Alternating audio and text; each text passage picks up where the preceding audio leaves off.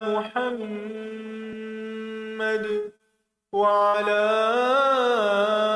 آل محمد كما باركت على إبراهيم وعلى آل إبراهيم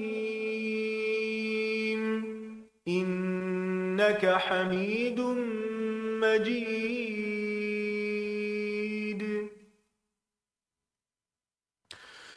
لقد من الله على المؤمنين إذ بعث فيهم رسولا من أنفسهم يتلو عليهم آياته ويزكيهم ويعلمهم الكتاب والحكمة وإن كانوا من قبل لفي ضلال مبين.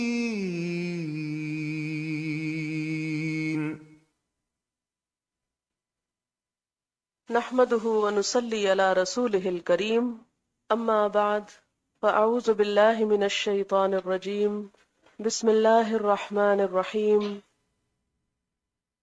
باب الآذان للمسافرین، مسافروں کے لیے آذان. اذا كانوا جماعتاً، جبکہ وہ جماعت میں ہوں، والاقامت اور تکبیر کہنا، وکذالک بعرفہ، عرفات میں بھی اذان دینا، وجمع اور جمع کرنا یعنی آذانوں کو، وقول المؤذن اور کہنا مؤذن کا، الصلاۃ فی الرحال، نماز پڑھو کہاں؟ اپنے گھروں پر، فی اللیلۃ الباردۃ، سرد رات میں، او المطیرۃ یا بارش والی رات میں. اس سے کیا پتہ چلتا ہے کہ حج کے سفر میں بھی عرفات اور مزدلفہ وغیرہ میں اذان اور اقامت کہنی چاہیے، اور ان کو آپ نے دیکھا ہوگا کہ وہاں پر جمع کر دیتے ہیں. حدثنا مسلم بن ابراہیم قال حدثنا شعبۃ عن المہاجر بن ابی الحسن عن زید بن وہب عن ابی ذر قال كنا مع النبی صلی اللہ علیہ وسلم فی سفر. وہ کہتے ہیں کہ ہم حضور صلی اللہ علیہ وسلم کے ساتھ تھے سفر میں. فاراد المؤذن، تو ارادہ کیا مؤذن نے کس بات کا؟ ان یؤذن، کہ آذان دے. فقال له ابرد، تو آپ نے اس سے کہا ٹھنڈا کرو. ثم اراد ان یؤذن، پھر اذان دینا چاہیے اس نے. فقال له ابرد، آپ نے کہا ٹھنڈا کرو. ثم اراد ان یؤذن فقال له ابرد، پھر اس نے اذان دینا چاہیے تو آپ نے فرمایا ٹھہر جاؤ، ٹھنڈا کرو. حتی ساو الظل الطلول، یہاں تک کہ برابر ہو گیا سایہ ٹیلوں کے، یعنی درمیان کا وقت آ گیا. فقال النبی صلی اللہ علیہ وسلم ان شدت الحر من فہ جہنم، کہ آپ صلی اللہ علیہ وسلم نے فرمایا کہ گرمی کی شدت جو ہے یہ جہنم کی بھاپ ہے. حدثنا محمد بن یوسف قال حدثنا سفیان عن خالد الحذاء عن ابی قلابہ عن مالک بن الحویرث قال اتى رجلان النبی صلی اللہ علیہ وسلم یریدان السفر، دو لوگ حضور صلی اللہ علیہ وسلم کے پاس آئے اور وہ سفر کرنا چاہتے تھے. فقال النبی صلی اللہ علیہ وسلم، تو آپ صلی اللہ علیہ وسلم نے فرمایا اذا انتما خرجتما، جب تم دونوں نکلو، فاذنا، تو اذان دو، ثم اقیما، پھر تکبیر کہو، ثم لیؤمکما اکبرکما، پھر امامت کرے تم دونوں میں سے جو بڑا ہو تم دونوں میں سے. یعنی دو لوگ ہوں تو بھی اذان دی جائے، تو بھی تکبیر کہی جائے، تو بھی جماعت کی جائے، اور اس میں امامت عمر میں بڑا شخص کروائے. حدثنا محمد بن المثنى قال حدثنا عبد الوهاب قال حدثنا ایوب عن ابی قلابہ قال حدثنا مالک قال اتینا الی النبی صلی اللہ علیہ وسلم. مالک کہتے ہیں کہ ہم حضور صلی اللہ علیہ وسلم کے پاس آئے، ونحن شببۃ، اور ہم نوجوان تھے. شاب کی جمع شببہ، جیسے طالب کی جمع طلبہ. متقاربون، ہم سن تھے. متقارب یعنی ایک دوسرے سے قریب تھے، یعنی ایک ہی جیسے تھے. فاقمنا عنده 20 یوما ولیلۃ، تو ہم آپ صلی اللہ علیہ وسلم کے پاس 20 دن راتیں ٹھہرے. وکان رسول اللہ صلی اللہ علیہ وسلم رحیما رفیقا فلما ظن انا قد اشتہینا اہلنا، جب آپ نے دیکھا کہ ہم اپنے گھر والوں کے لیے خواہش مند ہو گئے ہیں، او قد اشتقنا، یا ہم شوق رکھتے ہیں، سألنا، تو آپ نے ہم سے پوچھا، امن ترکنا بعدنا، کہ ہم پیچھے کس کس کو چھوڑ کے آئے ہیں، یعنی ہمارے پیچھے گھروں میں کون کون سے رشتہ دار ہیں جن کے لیے اب تم اداس ہو رہے ہو. فاخبرناہ، تو ہم نے آپ کو خبر دی. قال ارجعوا الی اہلیکم، تو آپ نے فرمایا جاؤ اپنے گھر والوں کے پاس واپس لوٹ جاؤ.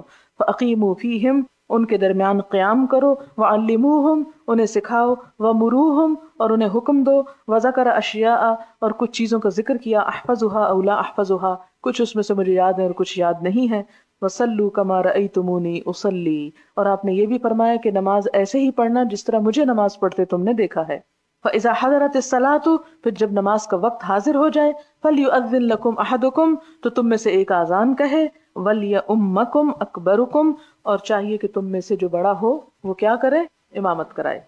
حدثنا مسدد قال اخبرنا يحيى عن عبيد الله بن عمر قال حدثني نافع قال اذن ابن عمر في ليله بارده بزجنان، حضرت ابن عمر نے ایک دفعہ ٹھنڈی رات میں زجنان کی وادی میں کیا کیا؟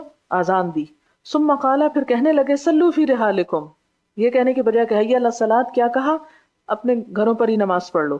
واخبرنا ان رسول اللہ صلی اللہ علیہ وسلم كان يأمر مؤذنا يؤذن، اور پھر انہوں نے ہمیں بتایا کہ حضور صلی اللہ علیہ وسلم حکم دیتے تھے مؤذن کو کہ آذان دے، ثم یقول پھر فرماتے علی اثرہ اس کے پیچھے ہی الا صلوا فی الرحال فی اللیلۃ الباردۃ او المطیرۃ فی السفر، کہ اس کو کیا کہتے کہ آخر میں یہ بھی کہہ دو کہ لوگوں اپنے اپنے ٹھکانوں میں نماز پڑھ لو، سردی یا بارش کی رات میں سفر میں ایسا کیا کرتے تھے۔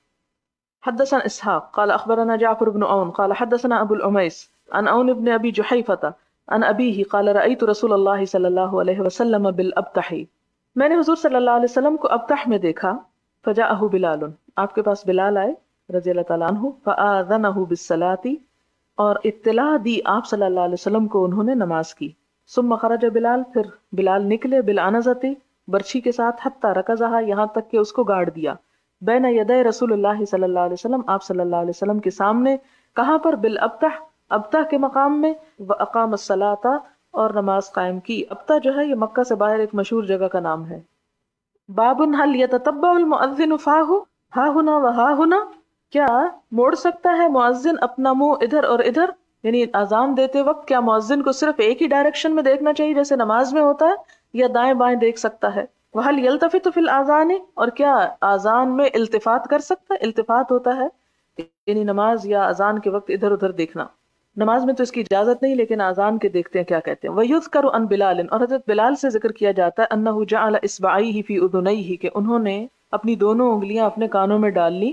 وَكَانَ ابن عمر، اور حضرت ابن عمر جو تھے، لَا يَجْعَلُ إِصْبَعَيْهِ فِي أُذُنَيْهِ، کہ وہ اپنے کانوں میں آذان کے وقت انگلیاں نہیں ڈالتے تھے، ہمارے ہاں بعض ڈالتے ہیں نا، تو عبداللہ بن عمر نہیں ڈالتے تھے۔ وَقَالَ إِبْرَاهِيمُ لَا بَأْسَ أَن يُؤَذَّنَ عَلَى غَيْرِ وُضُوءٍ، اور ابراہیم نخعی کہتے ہیں کہ کوئی حرج اگر بغیر وضو کے آذان دی جائے، یعنی وضو شرط نہیں ہے آذان کے لیے جیسے شرط ہے نماز کے لیے۔ وقال عطا، اور عطا کہتے ہیں الوضوء حق و سنت، کہ وضو ضروری ہے اور سنت ہے، یعنی ان کے نزدیک مکروہ ہے آذان دینا بغیر وضو کے۔ وقالت عائشہ، اور حضرت عائشہ کہتی ہیں کان نبی صلی اللہ علیہ وسلم یذکر اللہ علی کل احیانہ، کہ نبی صلی اللہ علیہ وسلم ہر وقت یعنی ہر حالت میں اللہ کا ذکر کر لیا کرتے تھے۔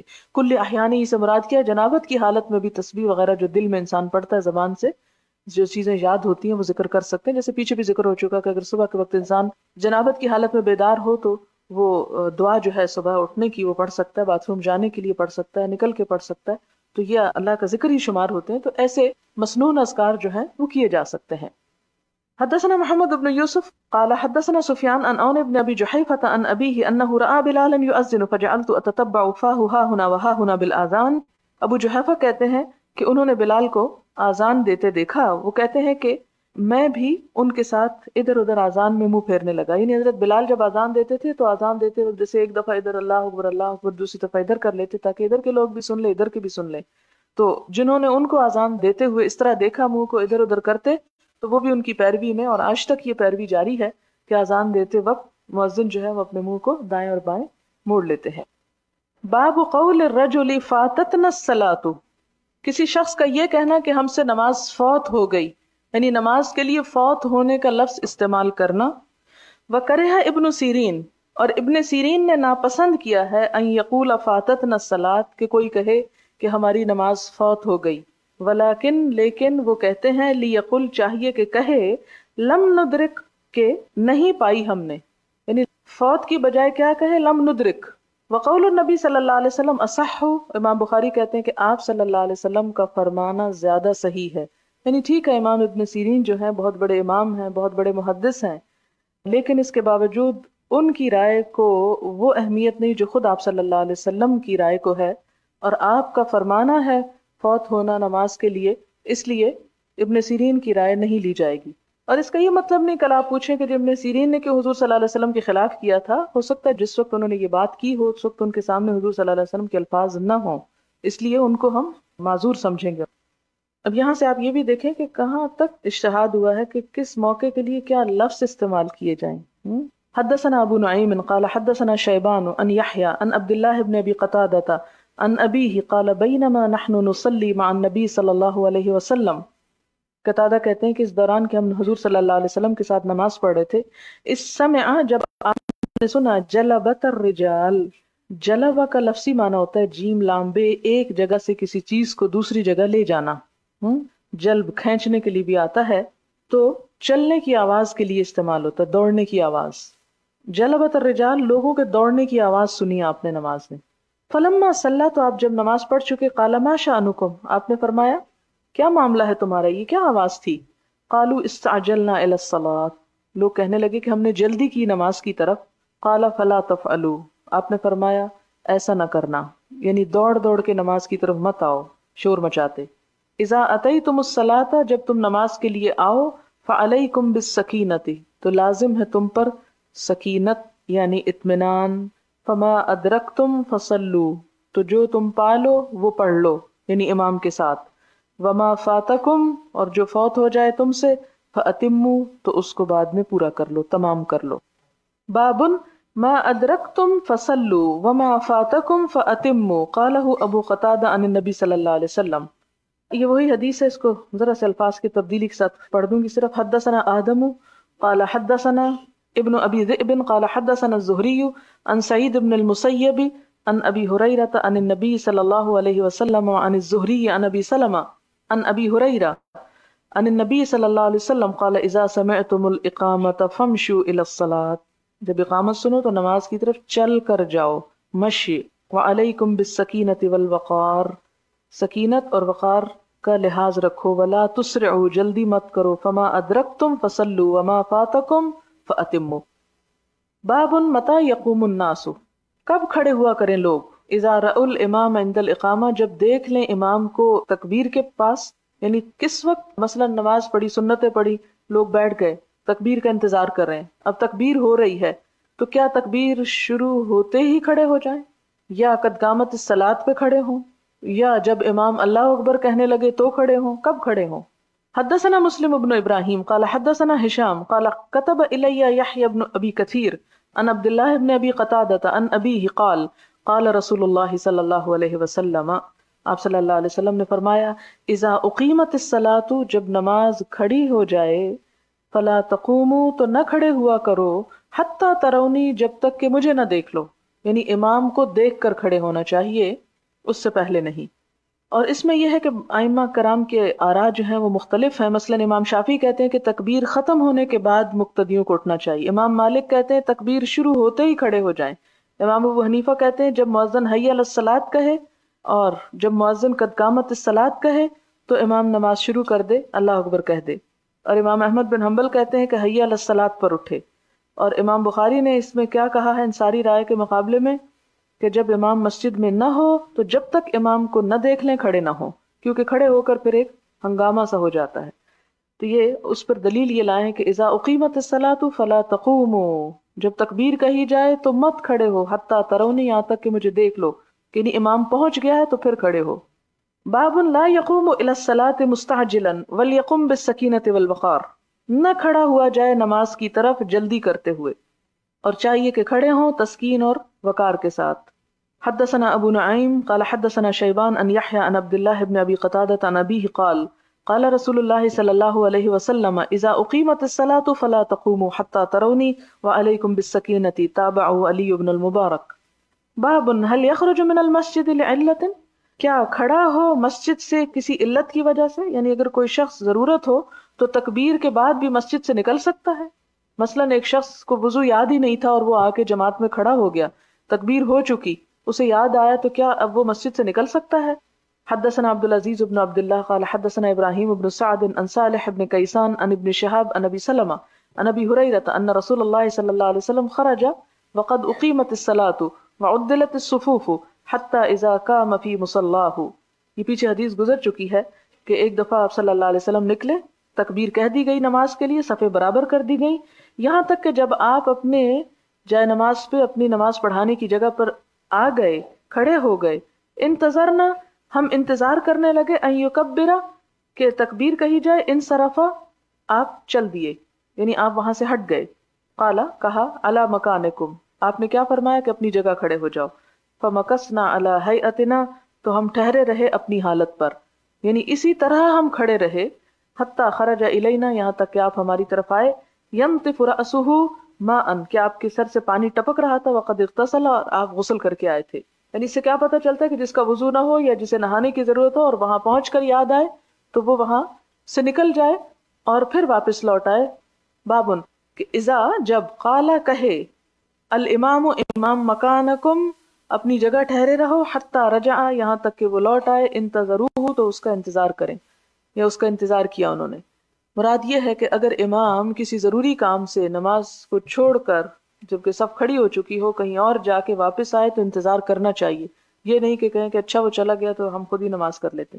حدثنا اسحاق قال حدثنا محمد بن یوسف قال حدثنا الاوزاعی عن الزہری عن ابی سلمۃ ابن عبد الرحمن عن ابی ہریرہ قال اقیمت الصلاۃ فصوى الناس صفوفهم فخرج رسول اللہ صلی اللہ علیہ وسلم فتقدم وهو جنب ثم قال على مكانكم فرجع فاغتسل ثم خرج ورأسه يقطر ماء فصلى بهم. وہی حدیث ہے جو پیچھے ہو چکی. اس میں یہ بھی کہا گیا کہ اگر تو تکبیر ہو چکی ہے تو پھر لوگ کھڑے ہو کر انتظار کریں، اور اگر تکبیر نہیں ہوئی بیٹھے ہیں تو بیٹھے ہی رہیں جب تک امام واپس نہ آ جائے. باب قول الرجل للنبی صلی اللہ علیہ وسلم ما صلینا، قول الرجل، ایک شخص کا کہنا نبی صلی اللہ علیہ وسلم کو کہ ما صلینا، ہم نے نماز نہیں پڑھی، تو اس میں کوئی حرج نہیں. حدثنا ابو نعیم قال حدثنا شیبان ان یحیی قال سمعت ابا سلمہ یقول اخبرنا جابر بن عبد اللہ ان النبی صلی اللہ علیہ وسلم جاءه عمر بن الخطاب یوم الخندق. یہ حدیث پیچھے گزر چکی ہے. فقال یا رسول اللہ واللہ ما کدت ان اصلی حتى كادت الشمس تغرب وذلك بعدما افطر الصائم. فقال النبي صلى الله عليه وسلم والله ما صليتها. فنزل النبي صلى الله عليه وسلم الى بطحان وانا معه فتودأ ثم صلى العصر بعدما غربت الشمس ثم صلى بعدها المغرب.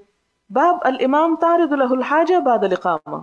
باب الامام کے امام تعرض پیش آ جائے لہو اس کو، الحاجت کوئی ضرورت، بعد الاقامت تکبیر کہنے کے بعد، یعنی تکبیر ہو چکی، اب امام کو کوئی کام یاد آ گیا ضروری، تو اب کیا اس دوران وہ وہاں سے ہٹ سکتا ہے یا نہیں ہٹ سکتا. حدثنا ابو معمر عبد الله بن عمرو قال حدثنا عبد الوارث قال حدثنا عبد العزيز بن صہیب عن انس قال اقیمت الصلاۃ، تکبیر کہہ دی گئی نماز کے لیے، والنبی صلی اللہ علیہ وسلم یناجی رجلا، اور نبی صلی اللہ علیہ وسلم ایک شخص سے سرگوشیاں کر رہے تھے، یعنی کوئی چپ کے وہ کوئی بات کہہ رہا تھا آپ سے، فی جانب المسجد، مسجد کے کنارے میں، فما قام الی الصلاۃ حتی نام القوم، تو نہ آپ نماز کی طرف تشریف لائے یہاں تک کہ لوگ سو گئے. یعنی تکبیر اور نماز کے درمیان اتنا وقفہ بھی پڑا بوقت ضرورت. ہو سکتا ہے اس شخص کی کوئی بہت مجبوری ہو اور وہ بہت ضروری بات کرنا چاہتا ہو، بعض اوقات لشکروں کے آنے کی، حملہ آوروں کی کوئی ضروری باتیں بھی ہوتی تھی. اس میں آپ ایک بات کا لحاظ رکھیں کہ جب یہ اوپر سوال آتا ہے تو بعض اوقات ہماری عقل پہلے سے ڈیسیژن لے لیتی کہ ہاں نہیں یہ ایسا تو کرنا جائز ہے یا نہیں جائز، تو پھر اس کے بعد کمپیئر کیا کریں کہ بعض اوقات بات بالکل الٹ ہوتی ہے. اس سے اندازہ لگائیں اگر دین ہماری عقل پر منحصر ہوتا تو ہم دین میں اتنی سختیاں پیدا کر دیتے، اتنا مشکل اس کو کر دیتے کہ ہر چیز ناجائز ہوتی ہمارے ہاں. لیکن اسلام کی یہ وسعت ہے کہ اس میں ایک ڈسپلن ضرور ہے، لیکن جہاں کہیں ایسی ضرورت پیش آئی اس سے اہم تو وہاں پر رخصت اور سہولت بھی دی گئی. سوال، حدیث میں آتا ہے کہ آپ نے عصر کی قضا نماز سورج ڈوبنے کے بعد پڑھی اور پھر مغرب کی نماز پڑھی، تو کیا عصر کی نماز پڑھتے ہوئے مغرب کا وقت نکل نہ گیا ہوگا؟ جبکہ آپ کی قرات بھی لمبی ہوا کرتی تھی، اور اگر مغرب کا وقت کم رہ جائے تو پہلے مغرب اور بعد میں عصر نہیں پڑھ سکتے؟ اگر تو ایسا ہو کہ عصر اور مغرب دو قضا ہو گئی اور عشاء سے پہلے آپ پڑھ رہے ہیں تو پہلے عصر پڑھیں اور پھر مغرب پڑھیں، لیکن اگر آپ کی جیسے عصر قضا ہو چکی ہے اور مغرب کا وقت آ گیا تو پہلے مغرب کی نماز پڑھ لیں تاکہ وہ افضل وقت میں پڑھی جائیں اور اس کے بعد آپ عصر پڑھ لیں. اور اس میں یہ بھی ہے کہ ضروری نہیں کہ آپ قضا میں اتنی لمبی قرات کریں کہ جو اصل وقت ہے وہ نماز کا چلا ہی جائے. قضا نمازوں کے بارے میں مختلف کتب میں پڑھنے کو آیا ہے. اس کے علاوہ ریڈیو پر مسائل کا جواب دیتے ہوئے یہ سنا ہے کہ ان قضا نمازوں کا لوٹانا ضروری ہے، جبکہ آپ کہتی ہیں کہ ضروری نہیں. تو اس کی تردید کے لیے ہم کیا سند بتائیں کہ کس سے یہ معلوم ہوا کہ ان کا لوٹانا ضروری نہیں ہے اور توبہ استغفار کافی ہے؟ بات یہ ہے کہ حضور صلی اللہ علیہ وسلم کے زمانے میں ایسی کوئی ایک بھی مثال نہیں ملتی کہ جس میں ایسی بات سامنے آئی ہو کہ کسی صحابی نے 1 سال تک نمازیں غفلت سے نہ پڑھی ہوں یا 5 سال نہ پڑھی ہوں۔ اس دور میں زیادہ سے زیادہ جو ہمیں مثال ملتی ہے وہ یہ کہ جنگ کی وجہ سے یا کسی خاص مجبوری سے یا سوتے رہ جانے کی وجہ سے 1 آدھ نماز قضا ہو گئی۔ اب وہ کب پڑھی گئی؟ فوراً ہی پڑھ لی گئی، حتیٰ کہ اگلی نماز سے بھی پہلے ادا کر لی گئی۔ اسی طرح آپ نے یہ بھی بتایا کہ اگر کوئی شخص بھول جائے تو جب اس کو یاد آئے تو وہ اس نماز کو ادا کر لے، جب بھی یاد آئے۔ تو اس سے ہمیں یہ پتہ چلتا ہے کہ وہ ایک ایک نماز کی قضا تو ملتی ہے، لیکن اگر ایک شخص مسلمان گھر میں تو پیدا ہوا لیکن مسلمان ہونے کا مطلب اس کو معلوم نہیں تھا اور غفلت سے کئی سالوں کی نمازیں ترک کیے رکھی، اب مثال کے طور پر اگر ایک شخص نے 5 سال بالغ ہونے کے بعد نماز کی طرف توجہ نہیں دی، پھر اس کو احساس ہوا اور 20 سال کی عمر میں وہ نمازیں پڑھنا شروع کر رہا ہے، اگر اس کو پچھلے 5 سال کی نمازیں واجب کر دی جائیں پڑھنی، تو ایسی صورت میں اس کے لیے بہت مشقت ہو جائے گی، اور ہو سکتا ہے کہ جو نیا توبہ کر کے لوٹا ہو وہ پچھلے بوجھ کو نہ اٹھانے کی وجہ سے اگلی نمازوں کو بھی سستی سے ٹال دے یا تاخیر کرے۔ اس میں امام ابن تیمیہ کا فتویٰ ہے، یہ میرا فتویٰ نہیں، امام ابن تیمیہ کی سند سے آپ یہ بات کر سکتے ہیں کہ انہوں نے بہت دلائل دے کے یہ بات کہی، اور ان کا فتویٰ عربی میں لکھا ہوا موجود بھی ہے۔ انہوں نے یہ کہا ہے کہ کبائر کی جو معافی ہے وہ توبہ سے ہو جاتی ہے، اور اگر ایک کافر جب مسلمان ہوتا ہے تو توبہ سے اس کے پچھلے تمام گناہ معاف ہو سکتے ہیں، تو ایک مسلمان جب توبہ کرتا ہے تو پچھلے گناہ اس کے معاف کیوں نہیں ہو سکتے؟ اگر ہم یہ راستہ کھول دیں کہ پچھلی ساری نمازیں پڑھ لی جائیں تو اس سے لوگوں کے اندر قضا کر کے پڑھنے کی ایک عادت پیدا ہو جائے گی۔ لہٰذا نماز تو وقت کی پابندی کے ساتھ ہی پڑھنی چاہیے۔ اللہ تعالیٰ قرآن پاک میں فرماتے کہ ان تجتنبوا کبائر ما تنہون عنہ نکفر عنکم سیئاتکم، کہ اگر تم بڑے بڑے گناہوں سے بچتے رہو گے تو ہم تمہاری چھوٹی چھوٹی گناہوں سے درگزر کر لیں گے۔ تو نماز کا ترک کرنا کبیرہ گناہ ہے، تو اس میں توبہ ہوتی اس وقت ہے جب آئندہ انسان نہ چھوڑے، ورنہ شیطان یہ بھی دل میں ڈال سکتا ہے کہ اچھا وہ 5 سال کے اگر اب پڑھ لیے تو چلو سال اور چھوڑ دیتے ہیں، ایگزامز قریب ہیں، میڈیکل کا آخری سال ہے اس سال کی، پھر جب ہم پاس ہو جائیں گے اگلے سال پڑھنا شروع کر دیں گے۔ تو یہ طریقہ درست نہیں ہے۔ لیکن اگر کسی کی تسلی نہ ہوتی اور کوئی آسانی کے ساتھ یہ استطاعت رکھتا ہو کہ پچھلی نمازوں کا کفارہ دینا چاہتا ہے تو اپنی خوشی سے دے دے، لیکن یہ ہے کہ جہاں اس کا حکم نہیں ملتا کہ وہ ضرور دے، وہاں اس کا بھی نہیں ملتا کہ وہ نہ دے۔ علماء نے خود اجتہاد کیے ہیں، جس اجتہاد سے آپ کو آسانی ہو اسے لے سکتے ہیں۔ اگر کسی مجبوری کی وجہ سے دن کی ظہر، عصر اور مغرب تینوں نمازیں قضا ہو گئیں تو کیا کرنا چاہیے؟ کیا ان کی قضا عشاء کے ساتھ پڑھ سکتے ہیں جبکہ ظہر اور عصر ملا کر بھی پڑھنے کا موقع نہ ملا؟ مثلا اگر انسان سفر میں ہو اور ذاتی گاڑی بھی نہ ہو تو کیا اس کا گناہ ہوگا؟ اگر ایسا کبھی ہو جائے تو اس میں یہ کہ عشاء کے ساتھ پڑھ سکتے ہیں اور ترتیب کے ساتھ پڑھی جائیں گی، ظہر، عصر اور مغرب۔ لیکن جہاں تک یہ بات ہے کہ کیا اس کا گناہ ہوگا، تو بہرحال یہ ہے کہ فرض چھوڑنے کا ثواب تو نہیں ہوتا، اور اگر آپ کی انتہائی مجبوری تھی جس میں آپ ہر طرح سے بے بس تھے تو پھر آپ کا معاملہ اللہ تعالیٰ کے ساتھ ہے۔ لیکن آپ کو علم ہی نہیں کہ اگر ایک صورتحال ہے تو اس میں کیا ہو سکتا ہے، اور اگر دوسری صورت پیش آ گئی تو اس صورت میں علم نہ ہونے کی وجہ سے گناہ گار ضرور ہوں گے، کہ آپ کو اسلام دوسری سہولت دیتا تھا لیکن لا علمی کی وجہ سے دوسری سہولت سے آپ نے فائدہ نہیں اٹھایا اور آپ نماز چھوڑتے چلے گئے۔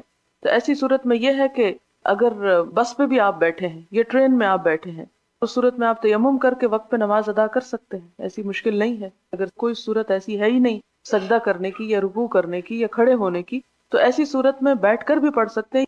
لہٰذا ہوش و حواس میں جان بوجھ کے بلا وجہ نماز قضا کرنا جو ہے یہ بہت بڑا جرم ہے۔ عشاء کے بعد بات کرنا مکروہ ہے سوائے گھر والوں اور مہمانوں کے، تو بات تو ہوتی ہی ان دونوں سے، پھر منع کس لیے ہوا؟ کیا واقعی صرف ان دونوں سے ہوتی ہے؟ ہمارے ہاں تو ٹیلی فون جیسی چیزیں ہیں، اس پر ایسی غیر ضروری اور اتنی طویل گفتگو ہوتی ہے جس کا مقصد نہیں ہوتا، اور پہلے 3-4 منٹ تو صرف خاندان بھر کا حال معلوم کرنے میں گزر جاتے ہیں۔ ٹھیک ہے اگر کوئی بیمار ہے تو آپ حال پوچھ لیں، لیکن اب یہ کہ فلاں بچہ ٹھیک ہے، فلاں کیا کرتا ہے، فلاں کیا کرتا ہے، ان باتوں سے بہت وحشت ہوتی ہے۔ یعنی سلام کریں آپ، اور جو بات ہے کام کی وہ آپ شروع کریں، اور اگر واقعی کیونکہ عیادت جو ہے، اگر کوئی واقعی بیمار ہے تو عیادت جو ہے وہ ایک ثواب کا کام، اگر آپ جا کے نہیں کر سکتے چلے آپ حال ہی پوچھ لیں، لیکن عیادت کے علاوہ اچھے بھلوں کا حال پوچھتے چلے جانا اس کی سمجھ نہیں آتی۔ پھر دوسری بات یہ کہ مہمان کا تو حق ہے اور گھر والوں سے کوئی ضرورت ہو سکتی ہے، جس چیز سے منع کیا گیا وہ فضول گفتگو ہے، بیکار کی مجلسیں لگا کے بیٹھے رہنا، اسی طرح اسکرین کے ساتھ بیٹھ کے گفتگو کرنا وہ بھی اس میں شامل ہے۔ حدیث میں توتر الاقامہ سے کون سے الفاظ مراد ہیں؟ اس سے مراد یہ ہے کہ وطر یعنی سنگل تکبیر کہنا، اللہ اکبر، اشہد ان لا الہ الا اللہ، اشہد ان محمد رسول اللہ، حی علی الصلاۃ، حی علی الفلاح، قد قامت الصلاۃ، قد قامت الصلاۃ، اللہ اکبر، لا الہ الا اللہ۔ تو اگر یہ جو اشہد ان لا الہ الا اللہ، اشہد ان محمد رسول اللہ ایک ایک دفعہ کہا جائے تو یہ وطر میں ہوگی، اور اگر ان کو دہرایا جائے تو اس کو تشفیع بولا جائے گا۔ ہمارے ہاں جیسے زیادہ برسات یا کسی اور مشکل میں اذان دی جاتی ہے، کیا اس طرح ان حالات میں اذان دینے کی مثال ہمیں کسی صحیح حدیث سے ملتی ہے؟ نہیں، اس طرح بارشوں وغیرہ کے لیے تو کوئی اذانیں نہیں سنت میں ہمیں اس کی دلیل ملتی، لیکن وہ جو حدیث ایک آپ نے پڑھی تھی، خیبر جب فتح ہوا تھا اور آپ صلی اللہ علیہ وسلم نے فرمایا کہ اس وقت تک حملہ نہ کرو جب تک آواز نہ سنو اذان کی، جب اذان وغیرہ کا وقت گزر گیا تو پھر آپ نے حملہ کیا۔ تو اس سے امام بخاری نے جو باب باندھا ہے کہ اذان کی وجہ سے بستیوں پہ آفات رک جاتی ہیں، یعنی حملے وغیرہ نہیں ہوتے یا ان کے اندر قتل و خون جو ہے وہ بند ہو جاتا ہے، تو اس سے کچھ لوگوں نے قیاس کر کے ان اوقات میں خود سے یہ اذانیں دینا شروع کر دیں۔ یہ مسنون نہیں ہے طریقہ، نہ اس کی کوئی ضرورت ہے۔ انسان اگر چھت پہ چڑھ کے اذان دینے کی بجائے کہیں چھپ کے رو دھو کے کچھ نفل پڑھ لے تو زیادہ بہتر ہے۔ اگلا سوال ہے، کیا پیریڈز کے دنوں میں اذان کا جواب دیا جا سکتا ہے؟ جی ہاں، دیا جا سکتا ہے۔ اس بات کو آپ اچھی طرح سمجھ لیں کہ ذکر وغیرہ جتنا بھی ہے وہ پیریڈز کے دنوں میں کیا جا سکتا ہے، صرف نماز اور طواف سے روکا گیا ہے۔ اب آپ دیکھیں کہ حج کے دنوں میں آپ صلی اللہ علیہ وسلم نے حضرت عائشہ کو کیا حکم دیا تھا کہ سب کچھ وہ کرو جو حاجی کرتے ہیں، اور حاجی سب سے پہلے کیا کرتے ہیں؟ حج کی ابتدا کس سے کرتے ہیں؟ لبیک سے۔ تو لبیک اللہم لبیک، اور اسی طرح جو تلبیہ کے ساتھ جو تکبیریں ہیں منا میں جو پڑھی جاتی ہیں، ایام تشریق میں جو تکبیریں پڑھی جاتی ہیں، ان کے پڑھنے کی بھی اجازت ہے۔ تو آپ صلی اللہ علیہ وسلم نے ایک عام حکم فرمایا کہ تم وہ سب کچھ کرو جو حاجی کرتے ہیں سوائے اس کے کہ بیت اللہ کا طواف وہ نہ کرو۔ اور اس سے کیا ثابت ہوتا ہے کہ اس طرح کی تکبیریں اور اس طرح کا ذکر جو ہے اس کی اجازت ہے، اور اذان کا جواب بھی دیا جا سکتا ہے، وہ بھی اسی طرح کا ذکر ہے۔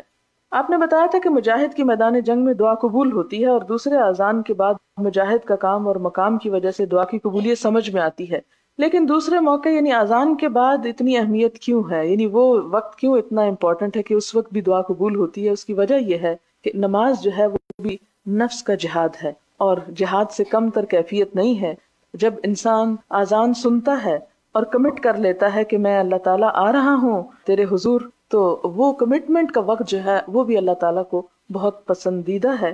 تو جب بھی کسی ایسی سٹیٹ آف مائنڈ میں ہوتا ہے بندہ اللہ کے ساتھ کہ جہاں وہ اس کی کسی پکار پہ لبیک کہہ رہا ہوتا ہے، تو وہ اس سے قرب کا وقت ہوتا ہے، اور قرب کے وقت میں اس کی دعا جو ہے وہ قبول ہوتی ہے۔ کیونکہ بہت سے لوگ ہم میں سے اذان سنتے ہیں لیکن نماز کے لیے نہیں جاتے، حتیٰ کہ اذان بھی نہیں سنتے پراپر طریقے سے، باتوں میں لگے رہتے ہیں گویا کہ کوئی ایسے ہی پکار رہا ہو۔ تو ان میں سے جو لوگ اپنے سب کام کاج چھوڑ کر، اپنی ساری دلچسپیاں اور مصروفیات چھوڑ کر اللہ سے وعدہ کرتے ہیں کہ یا اللہ ہم آ رہے ہیں آپ کے حضور جھکنے کے لیے، تو وہ وقت جو ہے وہ بھی قبولیت کا وقت ہوتا ہے۔ اگر قرآن لفظی ترجمہ اور تفسیر اور تجوید کے ساتھ پڑھایا جا رہا ہو، اگر اس دوران اذان ہو جائے تو کیا سبق روک کر پہلے اذان سننی چاہیے یا پھر پڑھانا جاری رکھنا چاہیے؟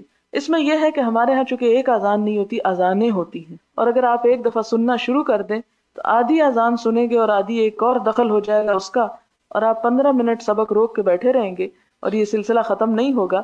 اس لیے جہاں تعلیم ہو رہی ہو تو تعلیم کے دوران اگر آپ اپنے اس سلسلے کو جاری رکھیں اور اذان کا جواب نہ بھی دیں تو کوئی حرج نہیں، اس لیے کہ یہ بھی ایک عبادت ہی میں ہے۔ مثلاً یہ ایسے ہی جیسے آپ نماز پڑھ رہے ہو تو نماز کے دوران اگر آپ اذان سننا شروع کر دیں تو آپ نماز روک کے اذان کا جواب نہیں دیں گے۔ اسی طرح اگر آپ باتھ روم میں ہیں تو آپ اذان سن بھی رہے ہو تو آپ نہیں اس وقت ذکر کریں گے، کیونکہ اس جگہ پر ذکر کرنا منع ہے۔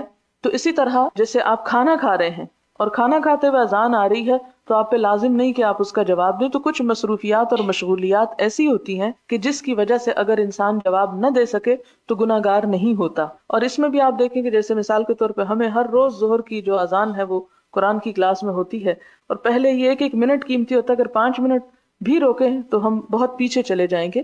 اس لیے آپ ظہر کی اگر جواب نہ دے سکیں تو باقی 4 کے ضرور دیا کریں، کم از کم 4 کے۔ جی ہاں، اس لیے 4 کہہ رہی ہوں کہ فجر بھی شامل ہے اس میں۔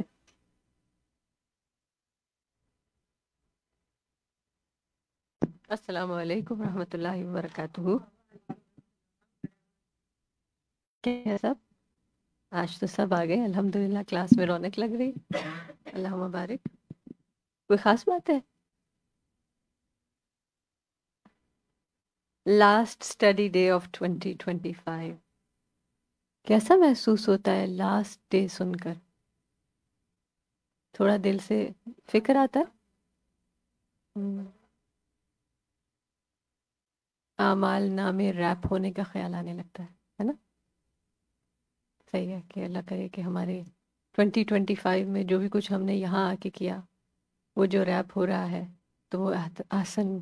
ایک تو یہ کہ انما الاعمال بخواتیمہا، کہ اللہ کرے کہ آج کا بھی بہترین ریپ ہو اور بہترین قبولیت ہو، اور جو کچھ پچھلی کمی کوتاہی ہو گئی اللہ تعالیٰ اس میں بھی درگزر فرمائے ہم سب کو، آمین. ٹھیک ہے، آج کے لیسن میں سے جہاں سے ابتدا ہوئی کوئی پوائنٹ شیئر کرنا چاہے؟ آپ لوگوں نے کیا نوٹ کیا؟ اذان کے متعلق یہ ابواب چل رہے ہیں.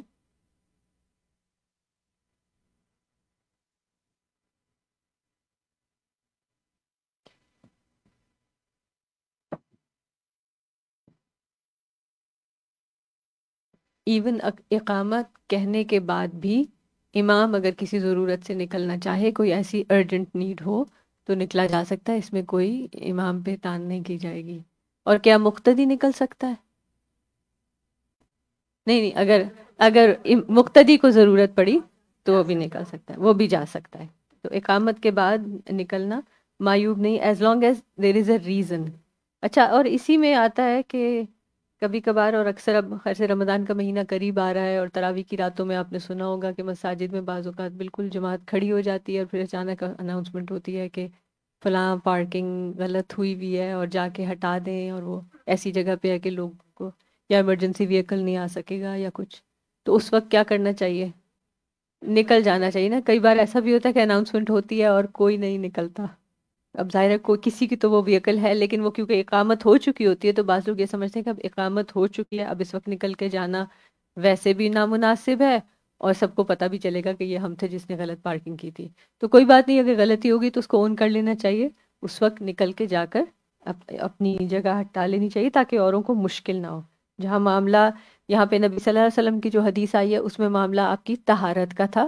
اب کوئی، آپ کو یاد ہوگا کچھ عرصہ پہلے ہی حرم کے امام کے متعلق یہ آیا تھا ریل، کہ وہ بالکل کھڑے ہو گئے تھے نماز پڑھانے، امیجن حرم میں ساری دنیا بھی دیکھ رہی ہے اور وہاں پیچھے بھی ہیں، اور پھر ان کو یاد آیا کہ ان کا وضو ٹوٹ گیا تو وہ گئے اور وضو کر کے آئے، اور پھر انہوں نے، آئی تھنک یہ رمضان ہی کی بات ہے. تو no matter where you are, ہمیں اللہ تعالیٰ کے سامنے دیانت دار ہونے کی ضرورت ہے. آپ سوچیں کہ وہ مومنٹ کیسی ہو اگر آپ 100 لوگوں کے آگے، حرم تو خیر دور کی بات، یہیں پہ اگر آپ کو جو، اور آپ کو تھوڑا سا شک ہو کہ پتہ نہیں وضو ہے یا نہیں، تو پھر آپ کیا کریں گے؟ مشکل ہوگا نا. آپ کہیں گے نہیں ہوگا ہی، ہے نا. تو اب ظاہر ہے آپ کو چیک کرنا پڑے گا کہ غالب گمان کس طرف ہے. ہوگا ہی اگر غالب گمان ہے انشاءاللہ.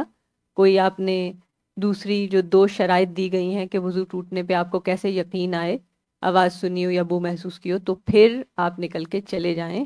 یا آپ کو 100% یاد آ گیا کہ نہیں میں واش روم گئی تھی، میں نے اس وقت جلدی میں وضو نہیں کیا تھا اور اب میں آ کے یہاں کھڑی ہو گئی ہوں. کبھی ایسا ہو جاتا ہے تو اس وقت پھر تھوڑی دلیری سے کام لینا چاہیے، کیونکہ اللہ تعالیٰ کے آگے فرض کس کے لیے پڑھنے ہیں؟ نماز، لوگوں کے لیے تو نہیں پڑھنے.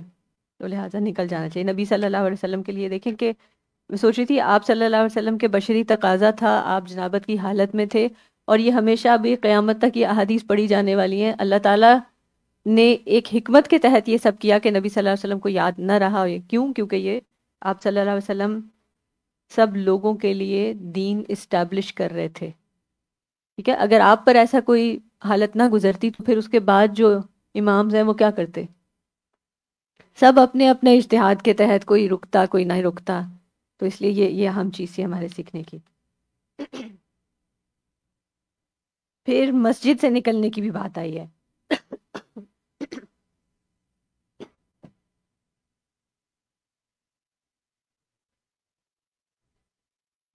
مسجد سے نکلنے میں اور کیا ضرورت ہو سکتی ہے کہ جماعت کھڑی ہو اور کسی کو مسجد سے نکلنا پڑ جائے؟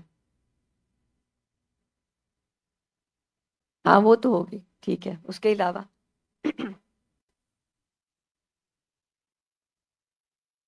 جی ہاں، کہ آپ کے پاس کوئی ایسا نوٹ، ایون بعض اوقات کوئی ٹیکسٹ میسیج ہی آج کل ایسا آ جاتا ہے کہ کوئی ایمرجنسی ہو گئی ہے، ناٹ فار کہ فلاں جگہ پہ کوئی سیل کا آخری گھنٹہ چل رہا ہے وہاں پہنچ، لیکن ایمرجنسی.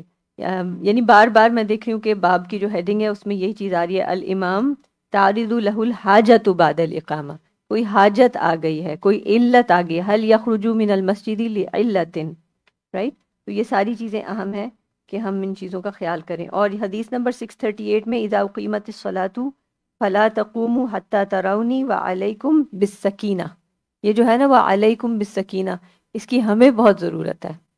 کیا خیال ہے نا؟ کیونکہ ہم کیا کرتے ہیں جی، ٹینشن، سٹریس، ارجنسی کریٹ کر کے رکھتے ہیں، آ جاؤ آ جاؤ آ جاؤ، ایک کموشن سا ہو جاتا ہے. تو مسجد جو ہے وہ کموشن کی جگہ نہیں ہے، مسجد کیا ہے؟ کام کی جگہ ہے، کام. جی سسٹر وینا کچھ ایڈ کرنا چاہ رہی ہیں؟ ان کو مائک دے دیجیے. مائک نہیں ہے؟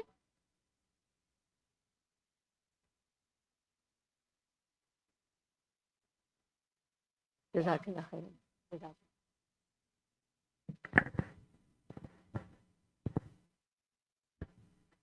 جی میں یہ سوچ رہی تھی کہ نماز ہم کتنی امپورٹنس پڑھ رہے ہیں نا نماز کی اس کتاب الصلاح میں، تو اس کے لیے بھی ہمارے دین نے ہمیں اتنا کہا ہے کہ وقار کے ساتھ جائیں، جلد بازی نہ کریں، اور انٹر ہوں اور ایک تحمل کے ساتھ، سکون کے ساتھ، اطمینان کے ساتھ. جبکہ عام طور پر دیکھا جاتا ہے کہ ہر جگہ اتنی عجلت آ گئی ہے ہماری طبیعتوں میں کہ ہم جب نماز کا موقع ہوتا ہے یا جب جماعت کھڑی ہو چکی ہوئی ہوتی ہے، کوئی جا رہا ہوتا ہے تو ڈور بھی اسلام ہو رہے ہوتے ہیں اور دوڑ بھی لگ رہی ہوتی ہے، جوتے کہیں اتر رہے ہوتے ہیں، اور بس کسی چیز کا خیال نہیں ہوتا، بس یہ ہوتا ہے کہ جماعت میں انٹر ہو جائیں کسی طرح. جی تو جب کہ ہمارا دین تو یہ بھی سکھا رہا ہے کہ اتنی امپورٹنٹ چیز ہے نماز، اس کے لیے بھی وقار کے ساتھ انٹر ہو اور بعد میں اس کو کمپلیٹ کر لیں. بالکل. اور یہ جو ایک ہماری دوڑ ہوتی ہے نا کہ بس کسی طرح جوائن کر لیں اس سے پہلے کہ امام رکوع میں جائیں تاکہ ہماری ایک رکعت، یعنی اس وقت سوچنا چاہیے، ہر ایک کی نیت اپنے ساتھ ہے، I am not judging any one, سوچنا چاہیے کہ نیت کیا ہے، رکعت پا لینا یا اس کلفت سے، اس مشقت سے بچ جانا کہ امام سلام پھیر لیں گے تو آپ کو بعد میں کھڑے ہو کے ایک رکعت دوبارہ پڑھنی پڑے گی. Mostly it's the letter. Mostly ہم سوچتے ہیں کہ کیوں ہمیں ایکسٹرا بعد میں. جماعت کے ساتھ پہلی رکعت پا لینا اٹ سیلف ایک اچھی چیز ہے. اس کا اگر آپ کو صرف اس چیز کا شوق ہے کہ مجھے امام کے ساتھ پا لینی چاہیے وہ بات الگ ہے. اور دوسری یہ کہ نہیں بعد میں ایکسٹرا پڑھنی پڑے گی، تو وہ چند سیکنڈ جو ہم رش کر لیتے ہیں اس کا خیال کرنا چاہیے. اپنی نیتوں کا بہت جائزہ دیتے رہنا چاہیے. جی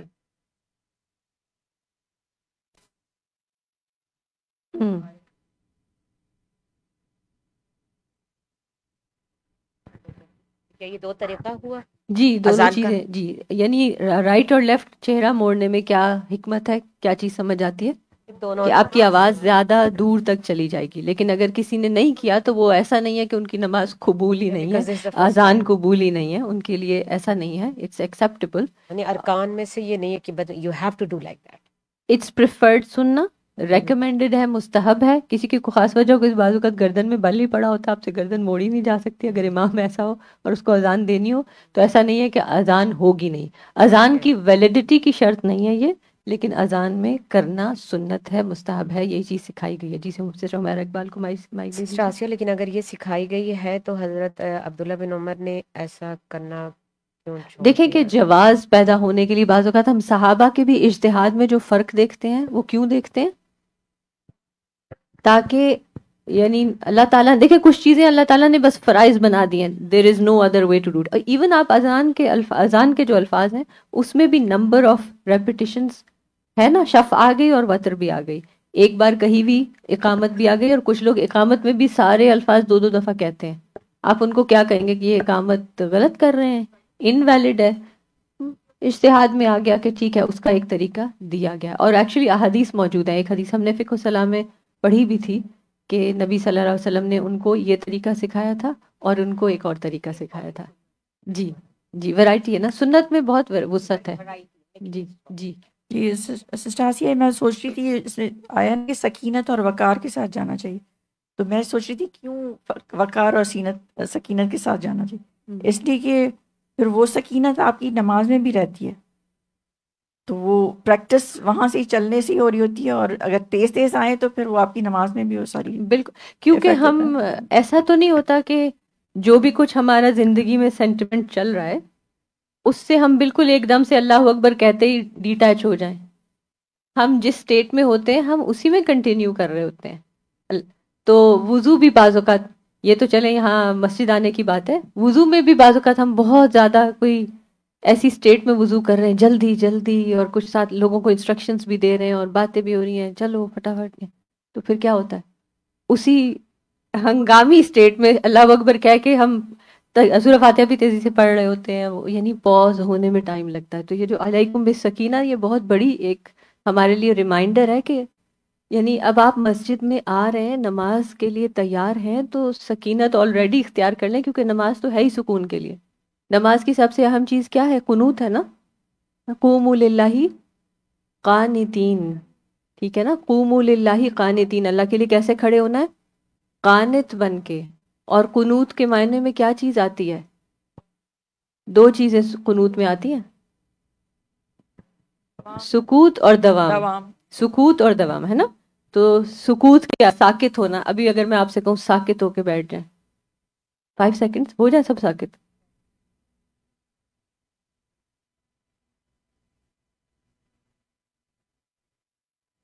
حقیقت یہ ہے کہ ہمیں ساکت ہونا بھول گیا، اور ہمارے ساتھ ساتھ ہمارے برین کو بھی ساکت ہونا بھول گیا.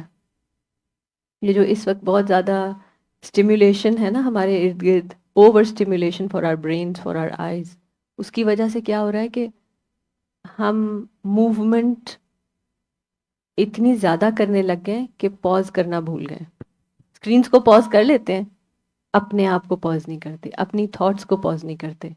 اور نماز کے لیے بہت ضروری ہے کہ جو کچھ نماز سے پہلے چل رہا ہے اس کو پاز کریں، سوچیں کہاں جا رہے ہیں. اور یہ میں اپنے آپ سے سب سے پہلے کہہ رہی ہوں، آپ سے کہنے سے پہلے، کیونکہ یہ ہر ایک کی اسٹرگل ہے. ہم میں سے ہر ایک اس چیز پہ اسٹرگل کرتا ہے. کوئی بھی یہ دعویٰ نہیں کر سکتا کہ ہم نے اس چیز کو میسٹر کر لیا ہے، کہ ہم تو نماز میں اللہ اکبر کہتے ہی ہم ایک اور دنیا میں چلے جاتے ہیں. یہ ہماری ایک اچھی وشفل ڈسکرپشن ہو سکتی ہے کہ ہم کسی اور دنیا میں چلے جاتے ہیں. ہم اسی دنیا میں ہوتے ہیں. اور بائی دا وے ریکوائرڈ نہیں ہے کہ آپ کسی اور دنیا میں چلے جائیں. ہمیں کلاؤڈ 9 پہ جا کے نماز پڑھنا ایکسپیکٹیشن سیٹ نہیں کی گئی. کیوں؟ کیونکہ ہم دیکھتے ہیں نبی صلی اللہ علیہ وسلم کی نمازوں میں کیا ہے. آپ صلی اللہ علیہ وسلم نے کبھی اپنے نواسے کو کندھے پہ بٹھا کے بھی نماز پڑھی ہوئی ہے. کبھی یہ بھی روایات میں آتا ہے کہ نبی صلی اللہ علیہ وسلم اگر خواتین کی صفوں سے بچے کے رونے کی آواز سنتے تو اپنا نماز مختصر کر لیتے. تو وہ کلاؤڈ 9 پہ نہیں تھے تو کر لیتے تھے نا. اگر وہ کسی اور اس میں ریلم میں ہو تو پھر یہاں سے ڈسکنیکٹ ہو جائے. وی ناٹ سپوز ٹو. جی، یعنی کہ ہمیں اس کا ایک بہت اچھا بیلنس رکھنے کی ضرورت ہے کہ ہم صلاح میں یہ یاد رکھیں کہ ہم اللہ تعالیٰ کے سامنے کھڑے ہیں، اور جو کچھ ہم کہہ رہے ہیں ہم اس کو مین کریں. لیکن ایٹ دا سیم ٹائم ہمیں یہ حکم نہیں دیا گیا، کیونکہ اگر یہ حکم ہوتا ہے کہیں اور پہنچ جائیں تو آنکھیں بند کرنے کا حکم ہوتا ہے، کیونکہ آنکھیں بند کر کے تو آپ پھر بھی کہیں پہنچ جائیں گے، رائٹ. لیکن ہمیں کیا کہا گیا؟ آنکھیں کھول کے پڑھنی ہے. ایون سجدے کی حالت میں. کل کی نماز کی اذکار کی لیسن سنا تھا کسی نے؟ کل سجدے کے بارے میں تھا، اور یہ بات ہو رہی تھی کہ سجدے میں آپ جب زمین پہ سر رکھے ہوتے ہیں تو آپ نے آنکھیں کھولی ہوتی ہیں. کیوں؟ حالانکہ اس وقت نیسیسرلی کوئی ضرورت نہیں ہوتی آنکھ کھولنے کی، کیا نظر آ رہا ہوتا ہے. لیکن حکم ہے. اگر ہمیں مینٹلی کہیں اور پہنچانا مقصود ہوتا تو سب سے پہلے آنکھیں بند کرنے کا حکم آتا ہے نا. جی، ہم تو آنکھیں کھلی رکھ کے بھی اللہ رحم کرے. یہ بات کر لیں تو پھر انشاءاللہ آپ کے پاس لاتے ہیں. ایک بات جو پتہ چلی کہ جب باجماعت نماز کے لیے اقامت شروع ہو جاتی ہے تو کس وقت کھڑے ہوں، کس وقت کھڑے ہو. جب امام جو ہے وہ اس کے اوپر مصلی پہ آ جائے. اس کا یہ مطلب بالکل، کیونکہ مجھے بھی نہیں پتا تھا. ہر کسی کی، میں خود بھی کسی بھی وقت کھڑی ہو جاتی تھی. کبھی پہنچتی تھی اقامت ہو رہی ہوتی تو کھڑی رہتی تھی، بیٹھتی نہیں تھی کہ اب تو اقامت ہونے والی ہے. لیکن آج یہ پتہ چلا کہ کس وقت کھڑا ہونا چاہیے. جب امام آ جائیں اپنی جگہ پر. اس کا مطلب ہے ہمیں تو امام نظر نہیں آ رہے، جب اقامت پوری ختم ہو جائے پھر ہم کھڑے ہوں، ریڈی ہو جائیں. اچھا، تراویح میں نے اکثر یہ دیکھا، کیونکہ تراویح میں خواتین کی تعداد زیادہ ہوتی ہے، کہ فرض تو ہو چکے ہوتے ہیں اقامت، اس میں بہت سے لوگ لیٹ آ رہے ہوتے ہیں. جب تراویح کا گیپ آتا ہے نا، 2 رکعت کے بعد بیٹھے ہیں یا 4 کے بعد بیٹھے ہیں، پھر اس کے بعد جب وہ کھڑے ہو بھی جاتے ہیں تو خواتین آرام سے بیٹھی ہوتی ہیں. اتنی دیر میں کھڑے ہو کے اپنی صف کو درست کر لینا چاہیے, اپنے آپ کو بالکل ریڈی کر لینا چاہیے. یعنی اس وقت بھی صفوں کی حسن کا خیال رکھنے کی ضرورت ہوتی ہے. اور پھر جیسے ہی وہ تکبیر ہی کہنی ہوتی ہے نا, اس وقت انہوں نے دوبارہ اقامت تو نہیں کہنی ہوتی. تو ہم خاص طور پہ اب دین پڑھ رہے ہیں, سیکھ رہے ہیں, ہمیں ضرور اب آئندہ رمضان میں اس چیز کو انکریج کرنا ہے. آپ جس مسجد میں بھی پڑھیں, آپ کو اب اندازہ ہو گیا ہے کہ اچھا اب اتنا گیپ گزر گیا, اب کھڑی ہونے والی ہے, ذرا سا ایک لمحہ پہلے کھڑے ہو جائیں. یعنی شاید لوگ فیل کرتے ہیں کہ ہم ابھی اتنی دیر کھڑے ہونا ہے تراویح میں, تو بیٹھے رہو, آخر تک بیٹھے رہو جب تک اللہ اکبر کی آواز نہ آ جائے. دیر از نتھنگ رانگ, اگر آپ بیٹھنا چاہتے ہیں, کسی کو کوئی واقعی مجبوری ہے, بیٹھے رہیں, جب تک تکبیر نہ ہو آپ بیٹھنے پہ گناہ نہیں. لیکن احسن یہ کہ آپ ریڈی بھی ہو جائیں. جی سسٹر کمل. سسٹر آسیہ, جو بات ہو رہی تھی نا نماز میں کہیں پہنچنے کی, تو جیسے کل ہم نے پڑھا نا کہ جب اذان ہوتی ہے تو شیطان بھاگ جاتا ہے, اس کے بعد وہ واپس آ جاتا ہے اور ہمیں ہر طرح کے وہ خیالات اور وسوسے سب گھیر لیتے ہیں, اور وہ شیطان کا اس میں عمل دخل ہے.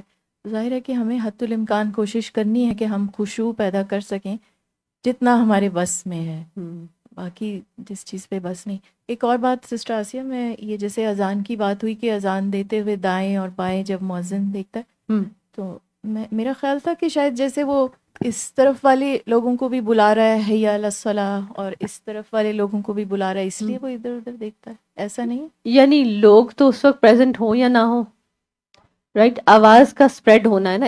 یعنی ایک جنرلی اگر ہم یوں سیدھے بات کر رہے ہوتے ہیں تو آپ کی جو ساؤنڈ ویوز منہ سے نکل رہی ہیں وہ سامنے بھی جا رہی ہیں اور تھوڑا تھوڑا سائڈ پہ جا رہی ہیں. اب جب منہ اس طرف پھرے گا تو ساؤنڈ ویوز ادھر اور پھر مزید, تو وہ وسعت ہو جائے گی نا اس سارے ایریا میں کہ جہاں جہاں آواز جا سکتی ہے. اگر لوگ بیٹھے ہیں تو ڈیفینیٹلی لوگوں کو بھی چلا جائے گا. جیسے حضرت بلال مسجد نبی کی چھت پہ بھی چھت پہ جا کے کیا کرتے ہیں, بالکل. اور آج بھی آپ دیکھیں کہ حرم میں جو حرم کے مینار ہیں, اور زیادہ تر مساجد کے میناروں میں سب اینگلز پہ جو لاؤڈ سپیکرز ہیں وہ ساری چاروں ڈائریکشن کو فیس کر کے کیے ہوتے ہیں, کیوں تاکہ زیادہ سے زیادہ آواز پھیل جائے. ٹھیک ہے انشاءاللہ. جی جی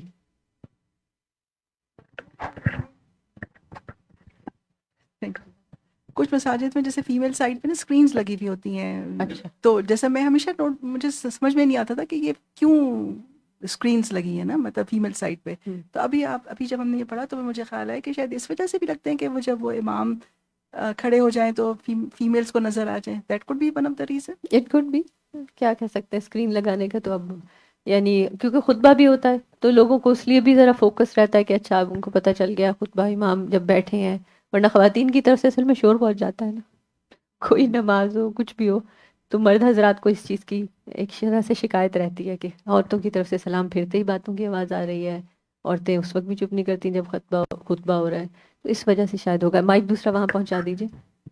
یہ اسکرین کی انہوں نے بات کی نا, تو اس سے وہ جس مسجد میں جاتی ہوں وہ بہت بڑی ہیوج اسکرین بالکل ہمارے سامنے ہے, تو مجھے ہمیشہ سے یہ ہوتا ہے کہ یہ اتنی بڑی ڈسٹریکشن ہے, بندے آ رہے جا رہے اسکرین میں نظر آ رہے. از اٹ ایون ویلڈ ہونی چاہیے کہ نہیں ہونی چاہیے؟ چھوٹی موٹی سائڈ پہ ہو جائے خیر ہے, وہ تو اتنی بڑی سامنے لگائی ہوئی ہے اور وہیں ہم منہ کر کے نماز پڑھیں, ہمارے آگے بندے چل پھر رہے ہیں. آئی ڈونٹ نو, یہ تو جب آپ نماز پڑھ رہے ہوتے تو آپ کی نظریں تو اسکرین پہ ہونی نہیں چاہیے, وہ تو سجدے کی جگہ پہ وہ تو نہیں ہونی چاہیے, لیکن وہ پھر بھی مطلب کھڑے بیٹھتے, اور مطلب یہ کہ جب سامنے ہم سنا ہے کہ نماز کے آگے تصویر نہیں ہونی چاہیے, اننیسیسریلی نہیں لگنی چاہیے.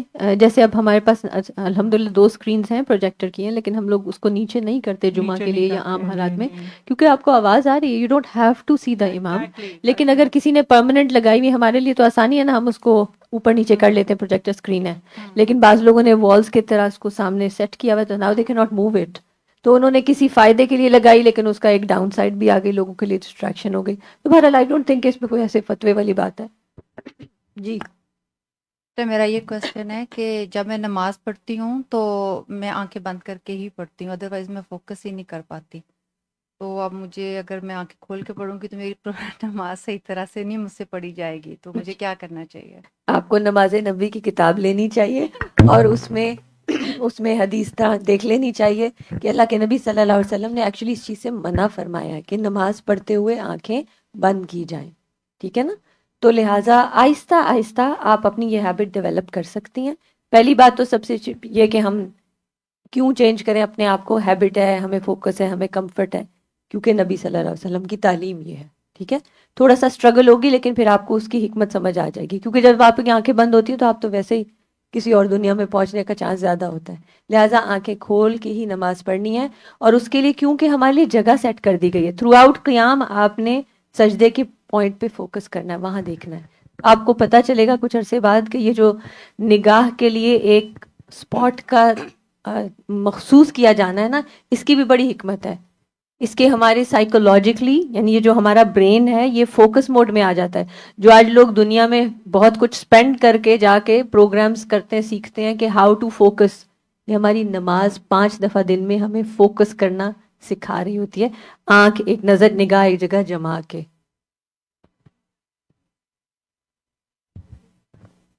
نہیں چیز نہیں رکھنے کی ضرورت, آپ پریئر میٹ جہاں پہ آپ کا جا نماز ہے اس کے اوپر جو سجدے کا پوائنٹ ہے, جگہ ہے, آپ کو جگہ لگانے کی ضرورت ہے. آپ کو اندازہ یہ ہے کہ میں یہاں پہ سر رکھ رہی ہوں, تو بس آپ نے وہاں نگاہ رکھنی ہے, جمانی ہے. نگاہ ادھر ادھر نہیں ہونی چاہیے. اور تشہد میں صرف تشہد ایک ایسا وقت ہے کہ جس میں نگاہ سجدے کے پوائنٹ کے علاوہ ہوگی, اور وہ کہاں ہوگی کہ جب آپ دائیں ہاتھ کی جو پہلی انگلی ہے جس سے آپ قبلہ رخ کرتے ہیں اس کے اوپر نگاہ آپ کی رہتی ہے. تو یہ 2 پوائنٹس آف فوکس ہیں, اور یہ بہت زبردست ہمارے لیے ٹریننگ ہے to stop our brains from being scattered. اس میں یعنی آج کل جو سائیکولوجیکل ریسرچز ہو رہی ہیں اس میں اس چیز کا بہت فائدہ دیا جا رہا ہے کہ یہ نگاہ اگر ہر کوئی دن میں اتنے منٹ ایک جگہ پر پوائنٹ اپنے نگاہ کو فوکس کرے تو اس کے یہ اور یہ اور یہ مینٹل سائیکولوجیکل بینیفٹس ہیں, اور یہ ہمارے دین کا حصہ ہے. جی ڈاکٹر ارم بیٹھی ہیں. اصل میں یہ جو ویژن ہوتی ہے یہ آپ کا سارا ان پٹ ہے. جب آپ آنکھ بند کرتے ہیں نا, یہ رامبرگس ٹیسٹ بھی ہوتا ہے. اگر آپ خود بھی کھڑے ہوں اور آنکھ بند کریں تو آپ کی باڈی موو کرنے لگی. اگر آپ ایک پاؤں پہ کھڑے ہوں تب بھی آپ آنکھیں بند کر لیں تو زیادہ آپ کا ڈس بیلنس ہوتا ہے, انسٹیڈ کہ آپ نے دونوں پاؤں نیچے رکھے ہوئے. دوسری بات یہ سوچنے کی ہے کہ اللہ تعالیٰ نے نیچے ہی دیکھنے کا کیوں کہا ہے فوکس, یہ کیونکہ یہ بہت امپورٹنٹ ہے کہ جب بھی ہم جہاں دیکھتے ہیں نا ہماری گردن مڑ جاتی ہے. تو نظر نیچے ہے تو سر بھی نیچے جھکا رہے گا, نظر اوپر ہوتی ہے تو آپ کا سر بھی اوپر اٹھ جاتا ہے. جی اور اگر آنکھیں بند کر لیں گے تو ہمارے جتنے پروپریسٹیو انپٹس ہیں نا جو پیچھے ہمارے دوسرے سینس ہیں وہ زیادہ اوپر کم کر لیتے. اچھا, ان کو روکنے کے لیے, کیونکہ وہ بھی نفس ہی ہے نا ایک طرح, بالکل, اس لیے آنکھ کھولنا بہت ضروری. جزاک اللہ خیر. یعنی سنت کی ہر چیز میں اتنی وسیع حکمتیں ہیں کہ جس کا آپ اور ہم ابھی پوری طرح ادراک اور اندازہ اور شکر ادا نہیں کر سکتے. لیکن ایمان ہمارا ہونا چاہیے کہ ہر وہ بات جو سنت میں سکھا دی گئی ہے نا وہ ہمارے لیے فزیکلی, مینٹلی, سائیکولوجیکلی, ہر طرح, اسپرچولی, ہر طرح سے وہ ہمارے لیے فوائد کا ایک یعنی ایک بہت بڑا دروازہ کھل جاتا ہے. صرف ہمیں اس کا پتہ نہیں ہے. آہستہ آہستہ سائنٹیفک ریسرچ سے کچھ چیزیں سامنے آ رہی ہیں تو پھر ہم خوش ہوتے ہیں, ارے دیکھو ہمیں تو آلریڈی یہ مل گیا. لیکن اس ایمان کے ساتھ کر لینا چاہیے کہ نبی صلی اللہ علیہ وسلم نے سکھایا ہے تو this is the best thing to do in every way possible. یہ ہمارے لیے فائدے کی ہے.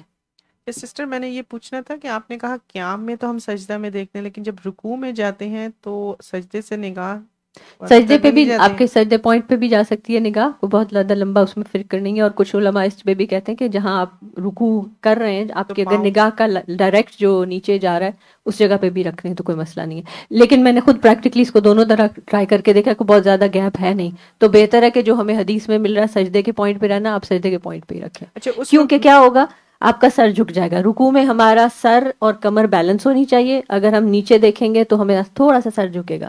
اگر آپ رکوع اس کی جگہ سجدے کی جگہ دیکھیں گے تو آپ کا سر بالکل لائن میں رہے گا. یا پریکٹیکلی کر کے بھی دیکھ لیں. پریکٹیکلی میں نے جب یہ کیا تو, اور میں اس لیے شیئر کرنا چاہ رہی ہوں کہ جب مجھے یہ پتا چلا کہ آپ آنکھیں بند نہیں کر سکتے, میں اسٹیج پہ بھی تھی, اور پھر اس کے بعد کہ سجدے پہ پوائنٹ رکھنا ہے. آپ ایک نماز, فرض نماز میں صرف اگر آپ یہ فوکس کر لیں کہ آپ کو سجدے بھی رکھنا ہے اور تشہد میں جب آپ بیٹھیں وہیں رکھنا. اسپیشلی جب آپ سجدے میں جاتے ہیں آپ نے آنکھیں کھول کے آپ نے فوکس سجدے پہ نظر رکھنی ہے, آپ کی آئیز بہت ریفریش ہو جاتی ہیں. جی بالکل. اور آپ کو ہو سکتا ہے کوئی آئی اسپیشلسٹ یہ بات بھی بتائیں کہ وہ لوگ جو ایکسرسائزز کرنے کو دیتے ہیں نا ویک آئی سائٹ یا کئی اور چیزوں کے لیے, وہ یہ ہوتی ہے کہ فرام ڈفرینٹ ڈسٹینسز آپ نے ایک ہی پوائنٹ کو فوکس کرنا ہے. تو تھرو آؤٹ نماز ہم ڈفرینٹ ڈسٹینسز پہ ایک ہی پوائنٹ کو فوکس کر رہے ہوتے ہیں. تو یہ تو الحمدللہ ہماری نظر کی بھی حفاظت ہے, ہر طرح سے حفاظت ہے الحمدللہ, جتنا کہیں کم ہے. جی نیکسٹ سیشن. باب الکلام اذا اقیمت الصلاۃ, تکبیر کے بعد کوئی بات کرنا یا تکبیر ہوتے وقت کسی سے کوئی بات کر لینا. حدثنا عیاش بن الولید قال حدثنا عبد الاعلی قال حدثنا حمید قال سألت ثابتا البنانی عن الرجل يتكلم بعد ما تقام الصلاة. میں نے پوچھا ثابت البنانی سے اس شخص کے بارے میں جو کوئی بات کر لیتا ہے اس کے بعد کہ نماز کے لیے تکبیر کہہ دی جاتی ہے یا نماز کھڑی ہو جاتی ہے. فحدثني عن انس بن مالک، تو انہوں نے ایک حدیث مجھ کو سنائی انس بن مالک سے.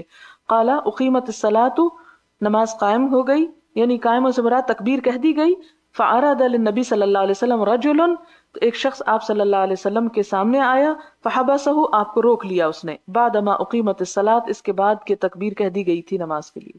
یعنی بوقت ضرورت کسی شدید حاجت میں ایسا کیا جا سکتا ہے، لیکن یہ نہیں کہ تکبیر کہنے والا تکبیر کہہ رہا اور باقی ساری قوم باتیں کرنے میں مصروف ہے، کہ کوئی بھی اس کی طرف توجہ نہ کرے، تو یہ بھی نماز کے احترام کے خلاف ہے. لیکن اگر کوئی مشکل ہے، مجبوری ہے، کوئی تکلیف پیش آ گئی ہے، تو اس صورت میں اس کو بات منع نہیں ہے جیسے نماز کے اندر منع ہے. جب نماز شروع ہو جائے تو پھر اجازت نہیں ہوتی.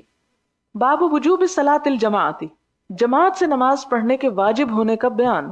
وقال الحسن، اور حسن کہتے ہیں ان منعته امہ، اگرچہ منع کرے اس کو اس کی ماں، ان العشاء، عشاء کی نماز پڑھنے سے، فی الجماعت، جماعت کے ساتھ، شفقتاً علیہ، اس پر شفقت اور محبت کرتے ہوئے، لم یطعها، پھر بھی وہ اس کی بات نہیں مانے گا.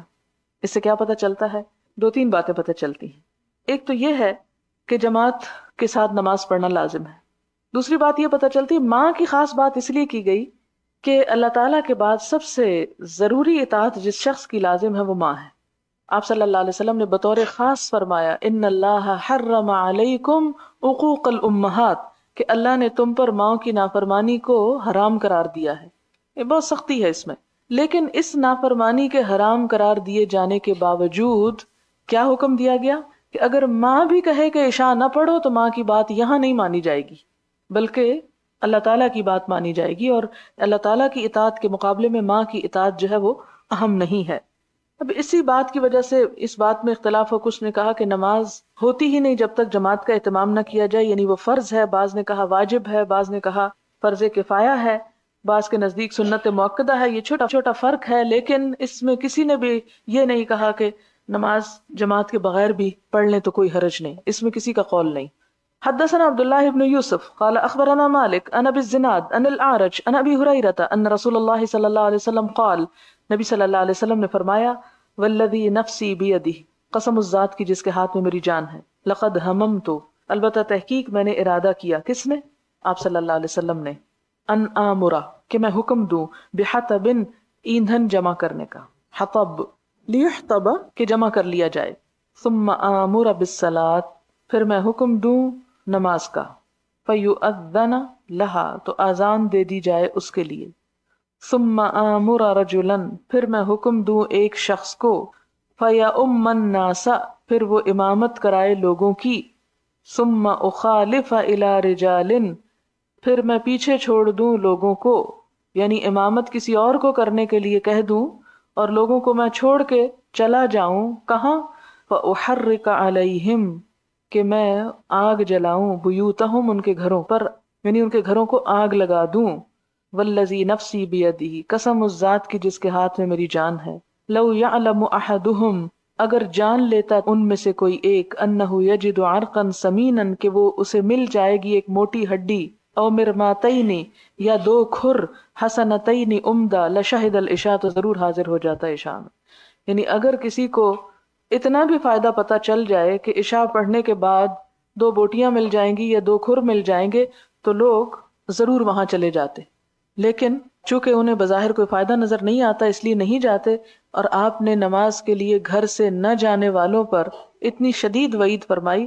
یعنی امامت کرانا ایک بہت ہی عمدہ فعل ہے، ایک باعث عزت بات ہے، ایک باعث اجر اور باعث فضیلت بات ہے. تو آپ نے اپنی اس فضیلت کو چھوڑنا گوارا کر لیا کہ میں امامت چھوڑ دوں، کسی اور کو امام بنا جاؤں، جماعت ہوتی رہے جو ہوتی ہے، لیکن اس وقت میں ان لوگوں کے گھروں میں جا کے دیکھوں جو نماز پڑھنے کو نہیں آئے تو ان کے گھر جلا ڈالوں، یعنی جو نماز با جماعت نہ پڑھیں.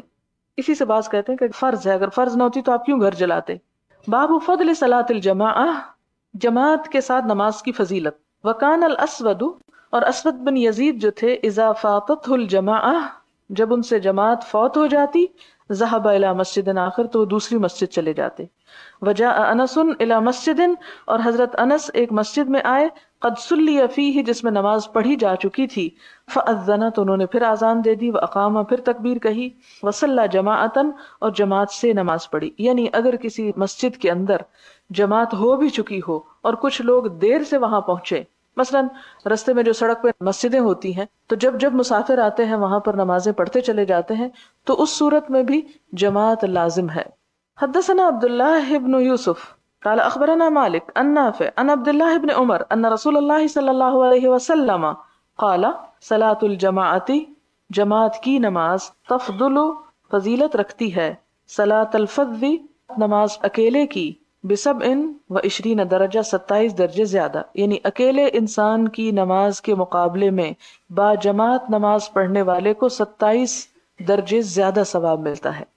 حدثنا عبداللہ ابن یوسف قال حدثنا اللیث قال حدثنا ابن الہادی عن عبداللہ ابن خباب عن ابی سعید الخدری انہ سمع النبی صلی اللہ علیہ وسلم یقول، کہ سنا نبی صلی اللہ علیہ وسلم کو کہتے ہوئے، صلاۃ الجماعت تفضل صلاۃ الفذ ب25 درجہ، کہ ایک اور جگہ پر آپ نے 25 درجوں کا ذکر کیا. یعنی اس سے یہ نہیں کہ آپ نے کبھی ایک کہا کبھی دوسرا کہا، مراد یہ تھی کہ ایک تو کثرت کا اظہار ہے، اور دوسرا یہ کہ اگر 27 نہیں تو 25 تو ضروری مل جائیں گے، کیونکہ نیتوں پر اور خلوص پہ بھی ڈپینڈ کرتا ہے. اور ایک اور وجہ یہ بھی ہے کہ اگر کوئی شخص اول نماز میں شامل ہوا تکبیر کے ساتھ تو اس کی 27 ہے، اور اگر کوئی دوسری رکعت میں شامل ہو رہا ہے تو اس کی آٹومیٹکلی کم ہوگی.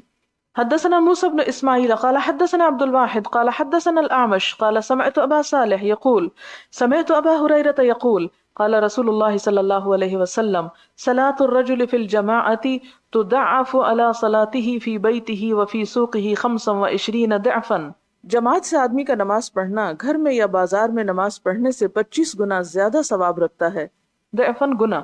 وذلك أنه إذا توضأ، اور ایسا کیوں کہ جب اس نے وضو کیا، فاحسن الوضوء، اچھی طرح وضو کیا، ثم خرج الى المسجد، پھر مسجد گیا، لا يخرجه الا الصلاة، اسے نہ نکالا مگر نماز نہیں، یعنی کہ بازار گیا تھا تو پھر نماز پڑھ لی، بلکہ نماز ہی کی خاطر گھر سے نکلا. لم يخطو خطوة، جو قدم بھی اس نے اٹھایا، الا رفعت له بها درجة، مگر ہر قدم کے عوض اس کا درجہ بڑھا دیا گیا. وحط عنه بها خطيئة، اور گرا دی گئی، مٹا دی گئی اس قدم کے ذریعے اس کی خطائیں، یعنی ہر قدم کے بدلے خطا مٹا دی گئی، گناہ معاف کر دیا گیا. فَإِذَا صَلَّى، پھر جب اس نے نماز پڑھی، لَمْ تَزَلِ الْمَلَائِكَةُ تُصَلِّي عَلَيْهِ، تو فرشتے اس پر دعا بھیجتے رہے، مَادَامَ فِي مُصَلَّاهُ، جب تک کہ وہ اپنی نماز کی جگہ پر رہتا ہے. اللہم صلی علیہ اللہم ارحمہ ولا یزال احدکم فی صلاۃ منتظر الصلاۃ، اور تم میں سے جب کوئی نماز کا انتظار کرتا ہے تو وہ نماز ہی کی حالت میں ہوتا ہے. باب فضل صلاۃ الفجر فی جماعہ، فجر کی نماز جماعت سے پڑھنے کی فضیلت. حدثنا ابو الیمان قال اخبرنا شعیب عن الزہری قال اخبرنی سعید بن المسیب وابو سلمۃ بن عبد الرحمن ان ابا ہریرہ قال سمعت رسول اللہ صلی اللہ علیہ وسلم یقول تفضل صلاة الجميع صلاة أحدكم وحده ب25 جزءا وتجتمع ملائكة الليل وملائكة النهار في صلاة الفجر ثم يقول أبو هريرة فقروا إن شئتم.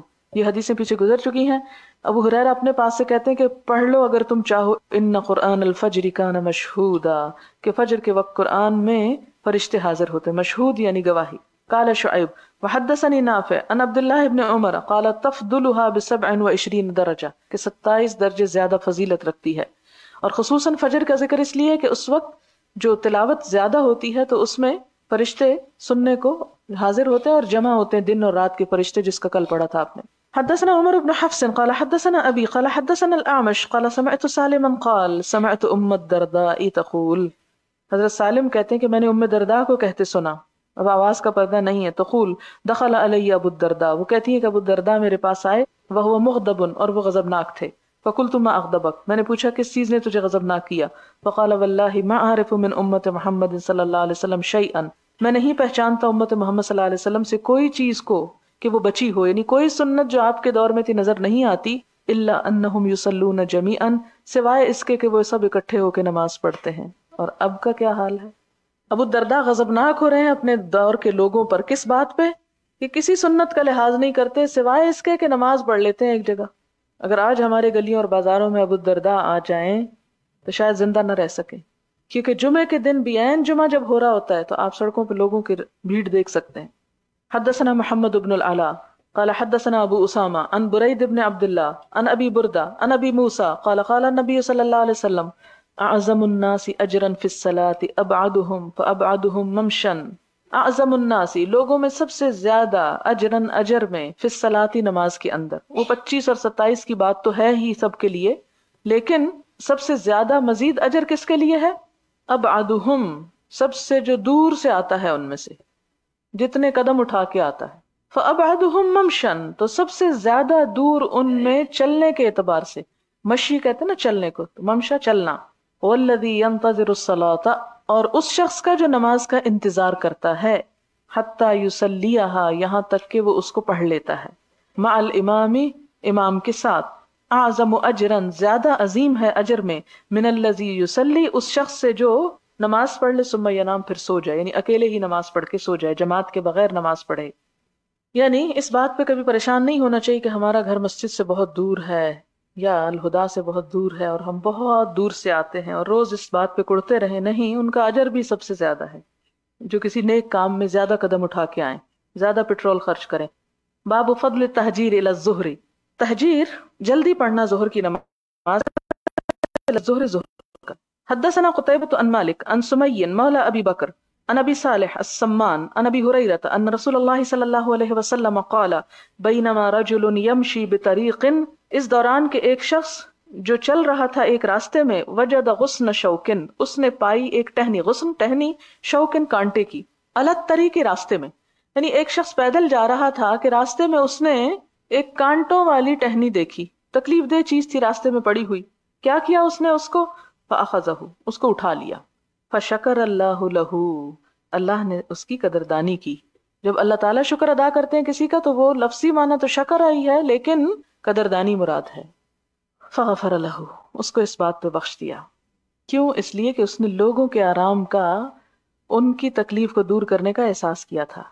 یعنی صرف وہ کام اتنا ہی نہیں تھا کہ کانٹا اٹھا لیا، بلکہ اس نے اس نیت سے اٹھایا تھا کہ لوگوں کو تکلیف نہ ہو، کوئی اس سے ٹکرا نہ جائے. اس پہ ہم دیکھیں کہ ہم لوگوں کی تکلیف اور آرام کا کتنا خیال رکھتے ہیں. ثم قال، پھر آپ صلی اللہ علیہ وسلم نے فرمایا، الشہداء خمسۃ، شہید 5 قسم کے ہوتے ہیں. کون سا؟ المطعون، طاعون زدہ، والمبتون، پیٹ کی بیماری سے مرنے والا، بطن، والغریق، غرق ہونے والا، وصاحب الہدم، یعنی جس پہ کوئی چیز گر جائے اور وہ مر جائے، ہدم سے مرنے والا، والشہید فی سبیل اللہ، اور 5واں ہے اللہ کے راستے میں شہید ہونے والا. یعنی اصل میں شہید تو یہی ہے لیکن دوسرے لوگوں کو بھی شہادت کا کچھ نہ کچھ حصہ مل جاتا ہے، ان کا ایسا مرنا بھی ان کے لیے باعث نجات ہوتا ہے.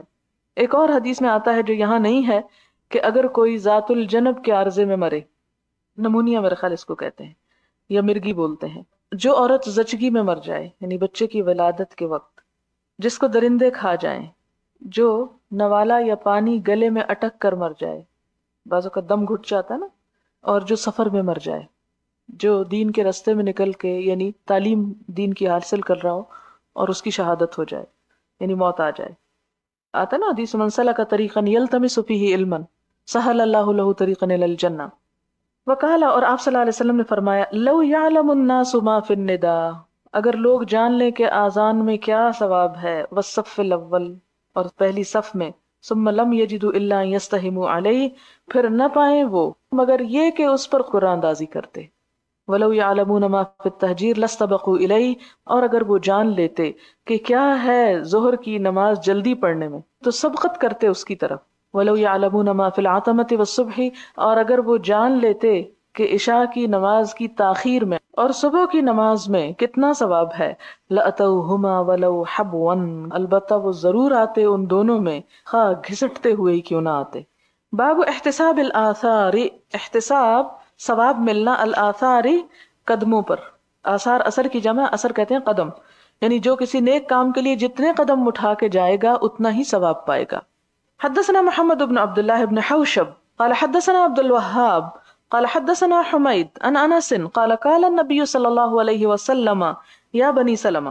حضرت انس کہتے ہیں کہ حضور صلی اللہ علیہ وسلم نے فرمایا، اے بنو سلمہ، الا تحسبون آثارکم، کیا تم ثواب نہیں چاہتے اپنے آثار کا یعنی اپنے قدموں کا؟ وقال مجاہد فی قولی، مجاہد ایک قول میں کہتے ہیں، یہ قرآن پاک سورۃ یاسین کی آیت ہے، وَنَكْتُبُ مَا قَدَّمُوا وَآثَارَهُمْ، ہم لکھ رہے ہیں جو وہ آگے بھیجتے ہیں اور جو ان کے آثار ہیں، یعنی پیچھے چھوڑ رہے ہیں. قالا، تو مجاہد جو مفسر قرآن ہیں وہ اس کی تفسیر کیا کرتے ہیں؟ آثارہم کی خطاہم، خطا خطوت کی جمع ہے جس کا معنی ہے قدم.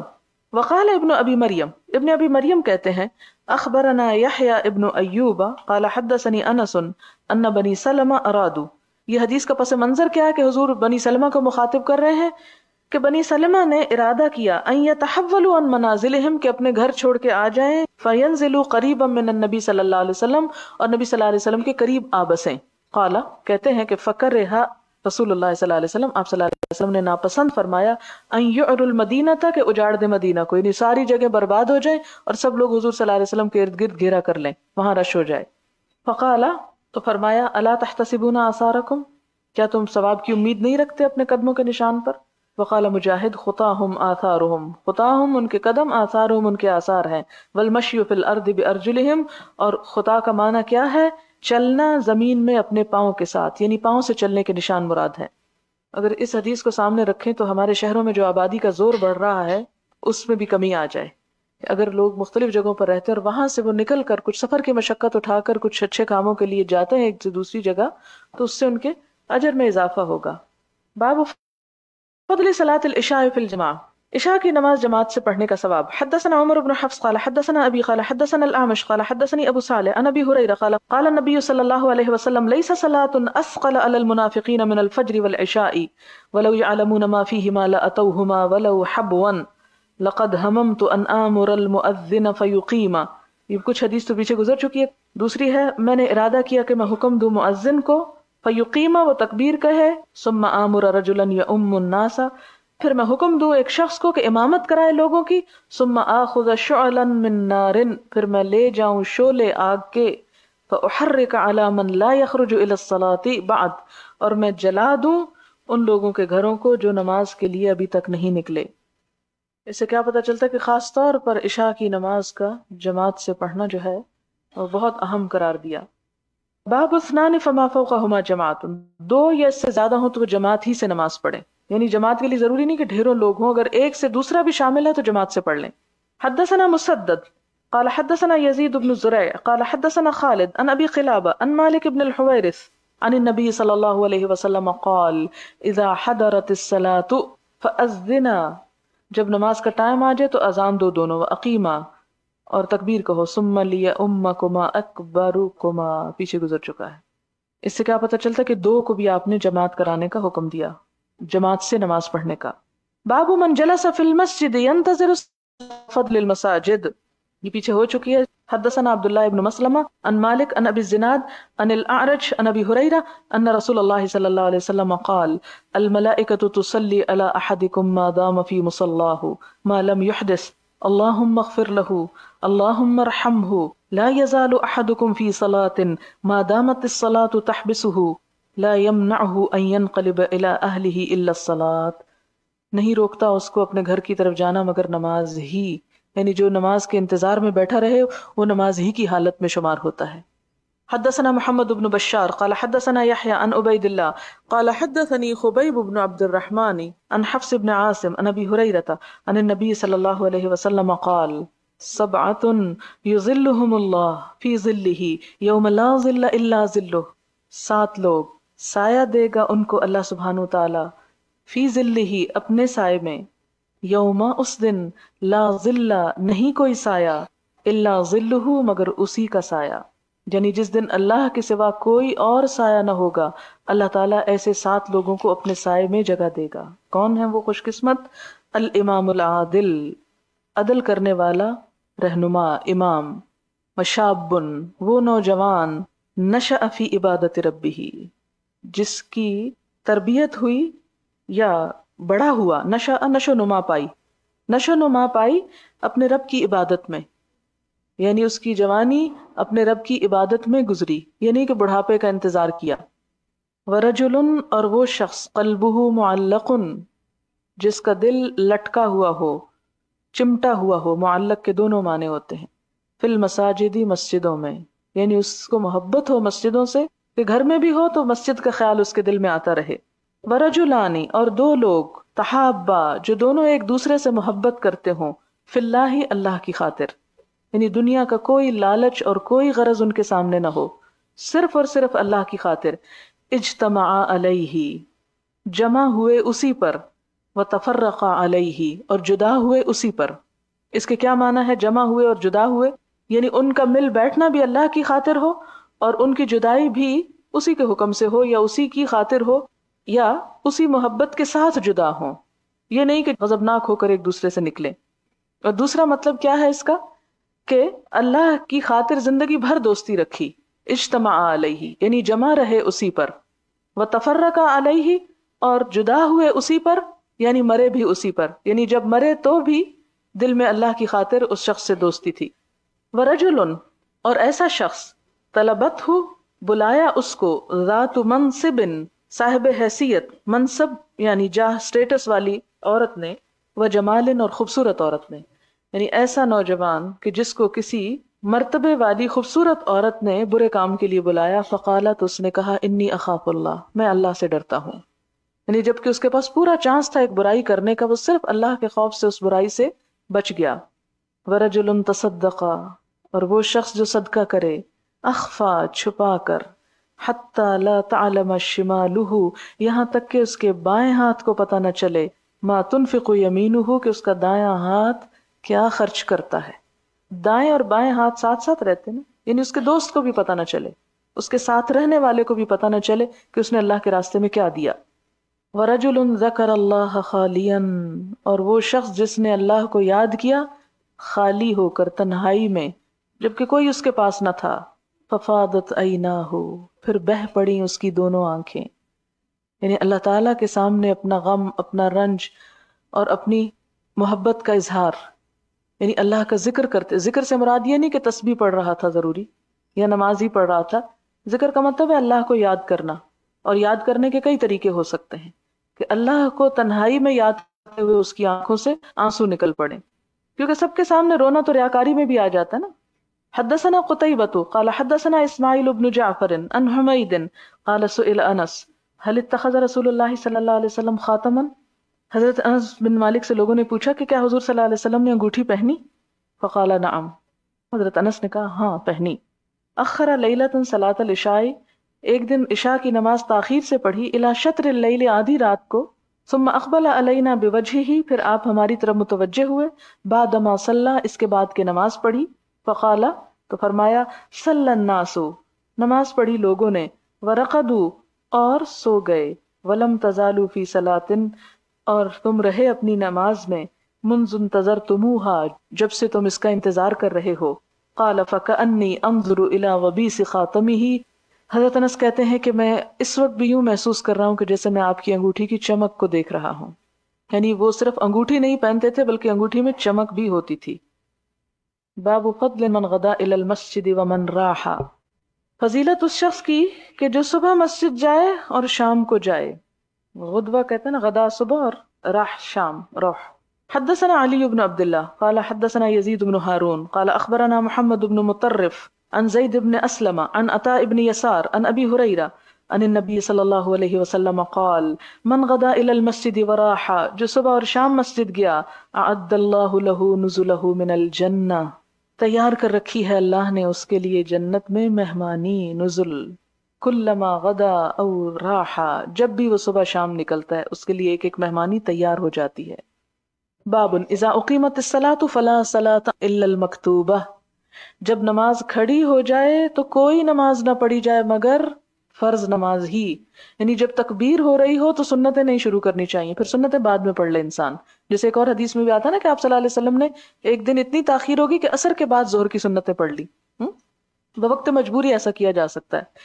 لیکن یہاں پر کیا بتایا جا رہا ہے کہ مثلاً آپ مسجد میں داخل ہوئے ہیں اور تکبیر ہو رہی ہے اور آپ کہتے ہیں کہ ابھی میری سنتیں رہتی، پہلے میں سنتیں پڑھوں گا پھر نماز میں شامل ہوں گا، تو ایسا نہیں کرنا چاہیے. آتے ہی پہلے جو نماز ہو رہی ہے فرض، اس میں شامل ہو جائے تاکہ جماعت کا ثواب مل جائے، اور سنتیں بعد میں بھی ہو سکتی ہیں. حدثنا،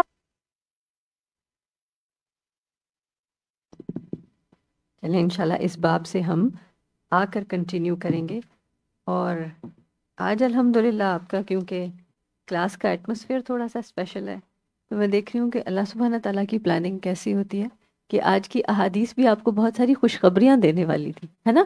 بہت ساری فضیلتیں، بہت سارے اجر، اور خاص طور پر حدیث نمبر 660 سب مل کر پڑھیں گے، اور اس میں دیکھیں کہ کون کہاں، اللہ تعالیٰ ہمیں اس کیٹیگری میں شامل کر دے اور ان سب میں شامل کر دے۔ خاص طور پر یہ جو وہ لوگ جو باہم ایک دوسرے کی خاطر، اللہ کی خاطر ایک دوسرے سے محبت کریں اور اللہ کی محبت کے لیے جمع ہوں اور اللہ کی محبت کے لیے الگ ہوں۔ تو ہم سب یہاں جب جمع ہوتے ہیں تو کیا اس کے علاوہ کوئی اور ریزن ہوتا ہے؟ آپ بھی اللہ کی محبت پانے کے لیے آئے ہیں اور باقی سب لوگ بھی، ہے نا؟ تو اللہ تعالیٰ واقعی ہماری نیتوں کو خالص کرے اور ہمیں اپنے سائے تلے جگہ دے اس دن۔ حدیث 660 سب مل کر پڑھیں گے انشاءاللہ۔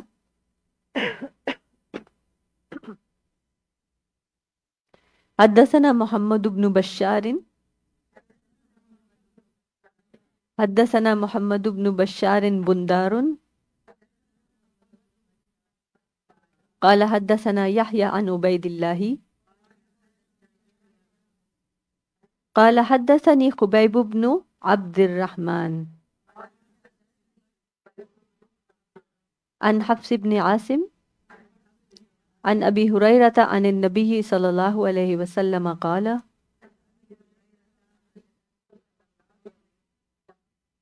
سبعة يظلهم الله في ظله يوم لا ظل إلا ظله الإمام العادل وشاب نشأ في عبادة ربه ورجل قلبه معلق في المساجد ورجلان تحابا في الله اجتمعا عليه وتفرقا عليه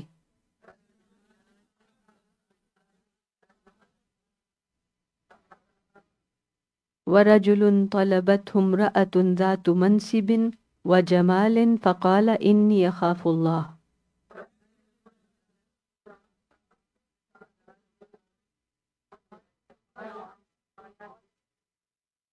ورجل تصدق أخفى حتى لا تعلم شماله ما تنفق يمينه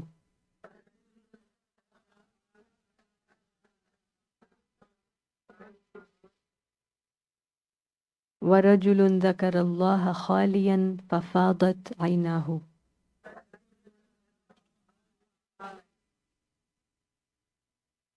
اللہ تعالیٰ ہمیں چھپی چھپی نیکیاں کرنے، چھپے چھپے صدقات کرنے کی توفیق دے۔ اللہ تعالیٰ ہمارے دلوں کو، ہمارے گھر والوں کے دلوں کو مسجدوں سے جوڑ دے۔ آپ کا دل بھی معلق رہتا ہے کبھی کبھی مسجد سے، دل چاہتا ہے پھر سے لوٹ لوٹ کر جائیں۔ چھٹیوں میں خاص طور پر اہتمام کریں کہ اپنے گھر کے میل ممبرز کو خاص طور پہ، کیونکہ آج ہم نے وہ احادیث پڑھی ہیں کہ جن میں فضیلت کی بھی بات ہے، بہت زیادہ اجر بھی، ہر قدم پر نیکی لکھی جانا اور گناہ کا جھڑنا، اور ساتھ ہی شدید وعید بھی نبی صلی اللہ علیہ وسلم نے جو ایکسپریشن دیا۔ تو یہ دونوں کے پیش نظر آپ نے مسجدوں میں لے جانے کا اہتمام کرنا ہے اپنے گھر کے مردوں کو، اگر آلریڈی وہ نہیں کرتے تو ٹھیک ہے۔ اذان مکمل سن لیتے ہیں، آن کر دیجیے۔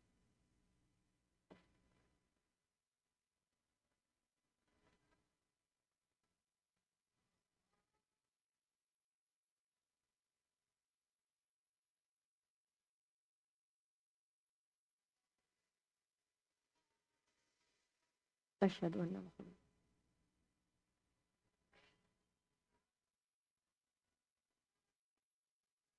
لا حول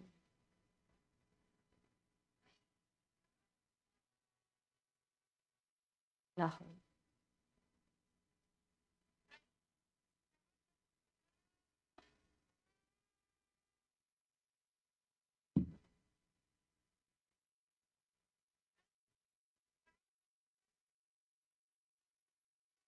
لا حول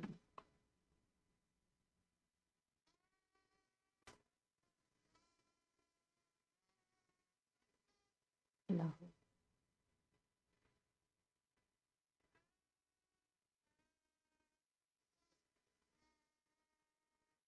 لا الہ الا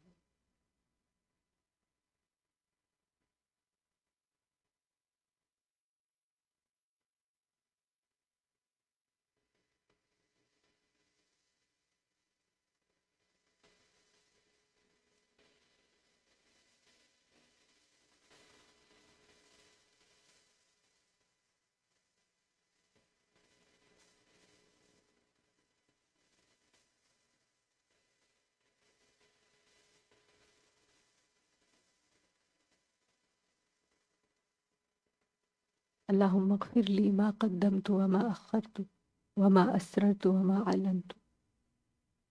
اللہ سبحانہ تعالیٰ ہمارے تمام گناہوں کو، ہماری کمی اور کوتاہی کو معاف فرمائے اس تمام سال میں جو اس علم کے راستے پر ہم میں سے کسی سے بھی ہوئی. اور اللہ تعالیٰ ہمارے دلوں کو مسجدوں سے اور تعلیم کی ان مجالس سے جوڑ دے. اللہ سبحانہ تعالیٰ ہمیں ایک دوسرے کے ساتھ خالصتاً اپنی خاطر محبت کرنے کی توفیق دے. اللہ تعالیٰ ہمیں چھپی چھپی نیکیاں کرنے کی توفیق دے. اللہ تعالیٰ ہمیں علم کے اس راستے پر استقامت دے اور نئے لوگوں کو، مزید لوگوں کو نئے سال میں لے کر آنے کی، بلانے کی، ان کے بہترین دعوت کا اہتمام کرنے کی توفیق دے. آمین. الحمدللہ آپ کا جتنا حصہ ابھی کور ہو چکا ہے اس کے لیے جی اسیسمنٹ انشاءاللہ اس کی ریڈی ہو جائے گی، وہ کھول دی جائے گی فرائیڈے کل. اور اس کے لیے آپ کے پاس ٹائم کافی ہوگا. اگر آپ میں سے کچھ لوگ ٹریول بھی کر رہے ہیں تو فکر نہ کریں، ٹینشن نہ لیں ٹریول کے دوران کہ میری اسیسمنٹ چھٹیوں میں کمپلیٹ کرنی ہے. آپ کو چھٹیوں کے بعد بھی انشاءاللہ کچھ ٹائم دیا جائے گا. ٹھیک ہے. حدیث ریڈنگ کی پریکٹس کریں اور لوگوں سے شیئر کریں. تعلیم الحدیث کوئی جوائن کرنا چاہے تو اب بھی کر سکتا ہے. دیر از نو اسٹاپنگ کہ ہم اتنے آگے آ گئے تو وہ جوائن نہیں کر سکتے. اور سسٹر مونا کچھ آپ کے ساتھ جاتے جاتے آپ کو کچھ اہم پیغام دینا چاہ رہی ہیں، سو سب لوگ سنیں احتیاط سے، اہتمام سے. السلام علیکم ورحمۃ اللہ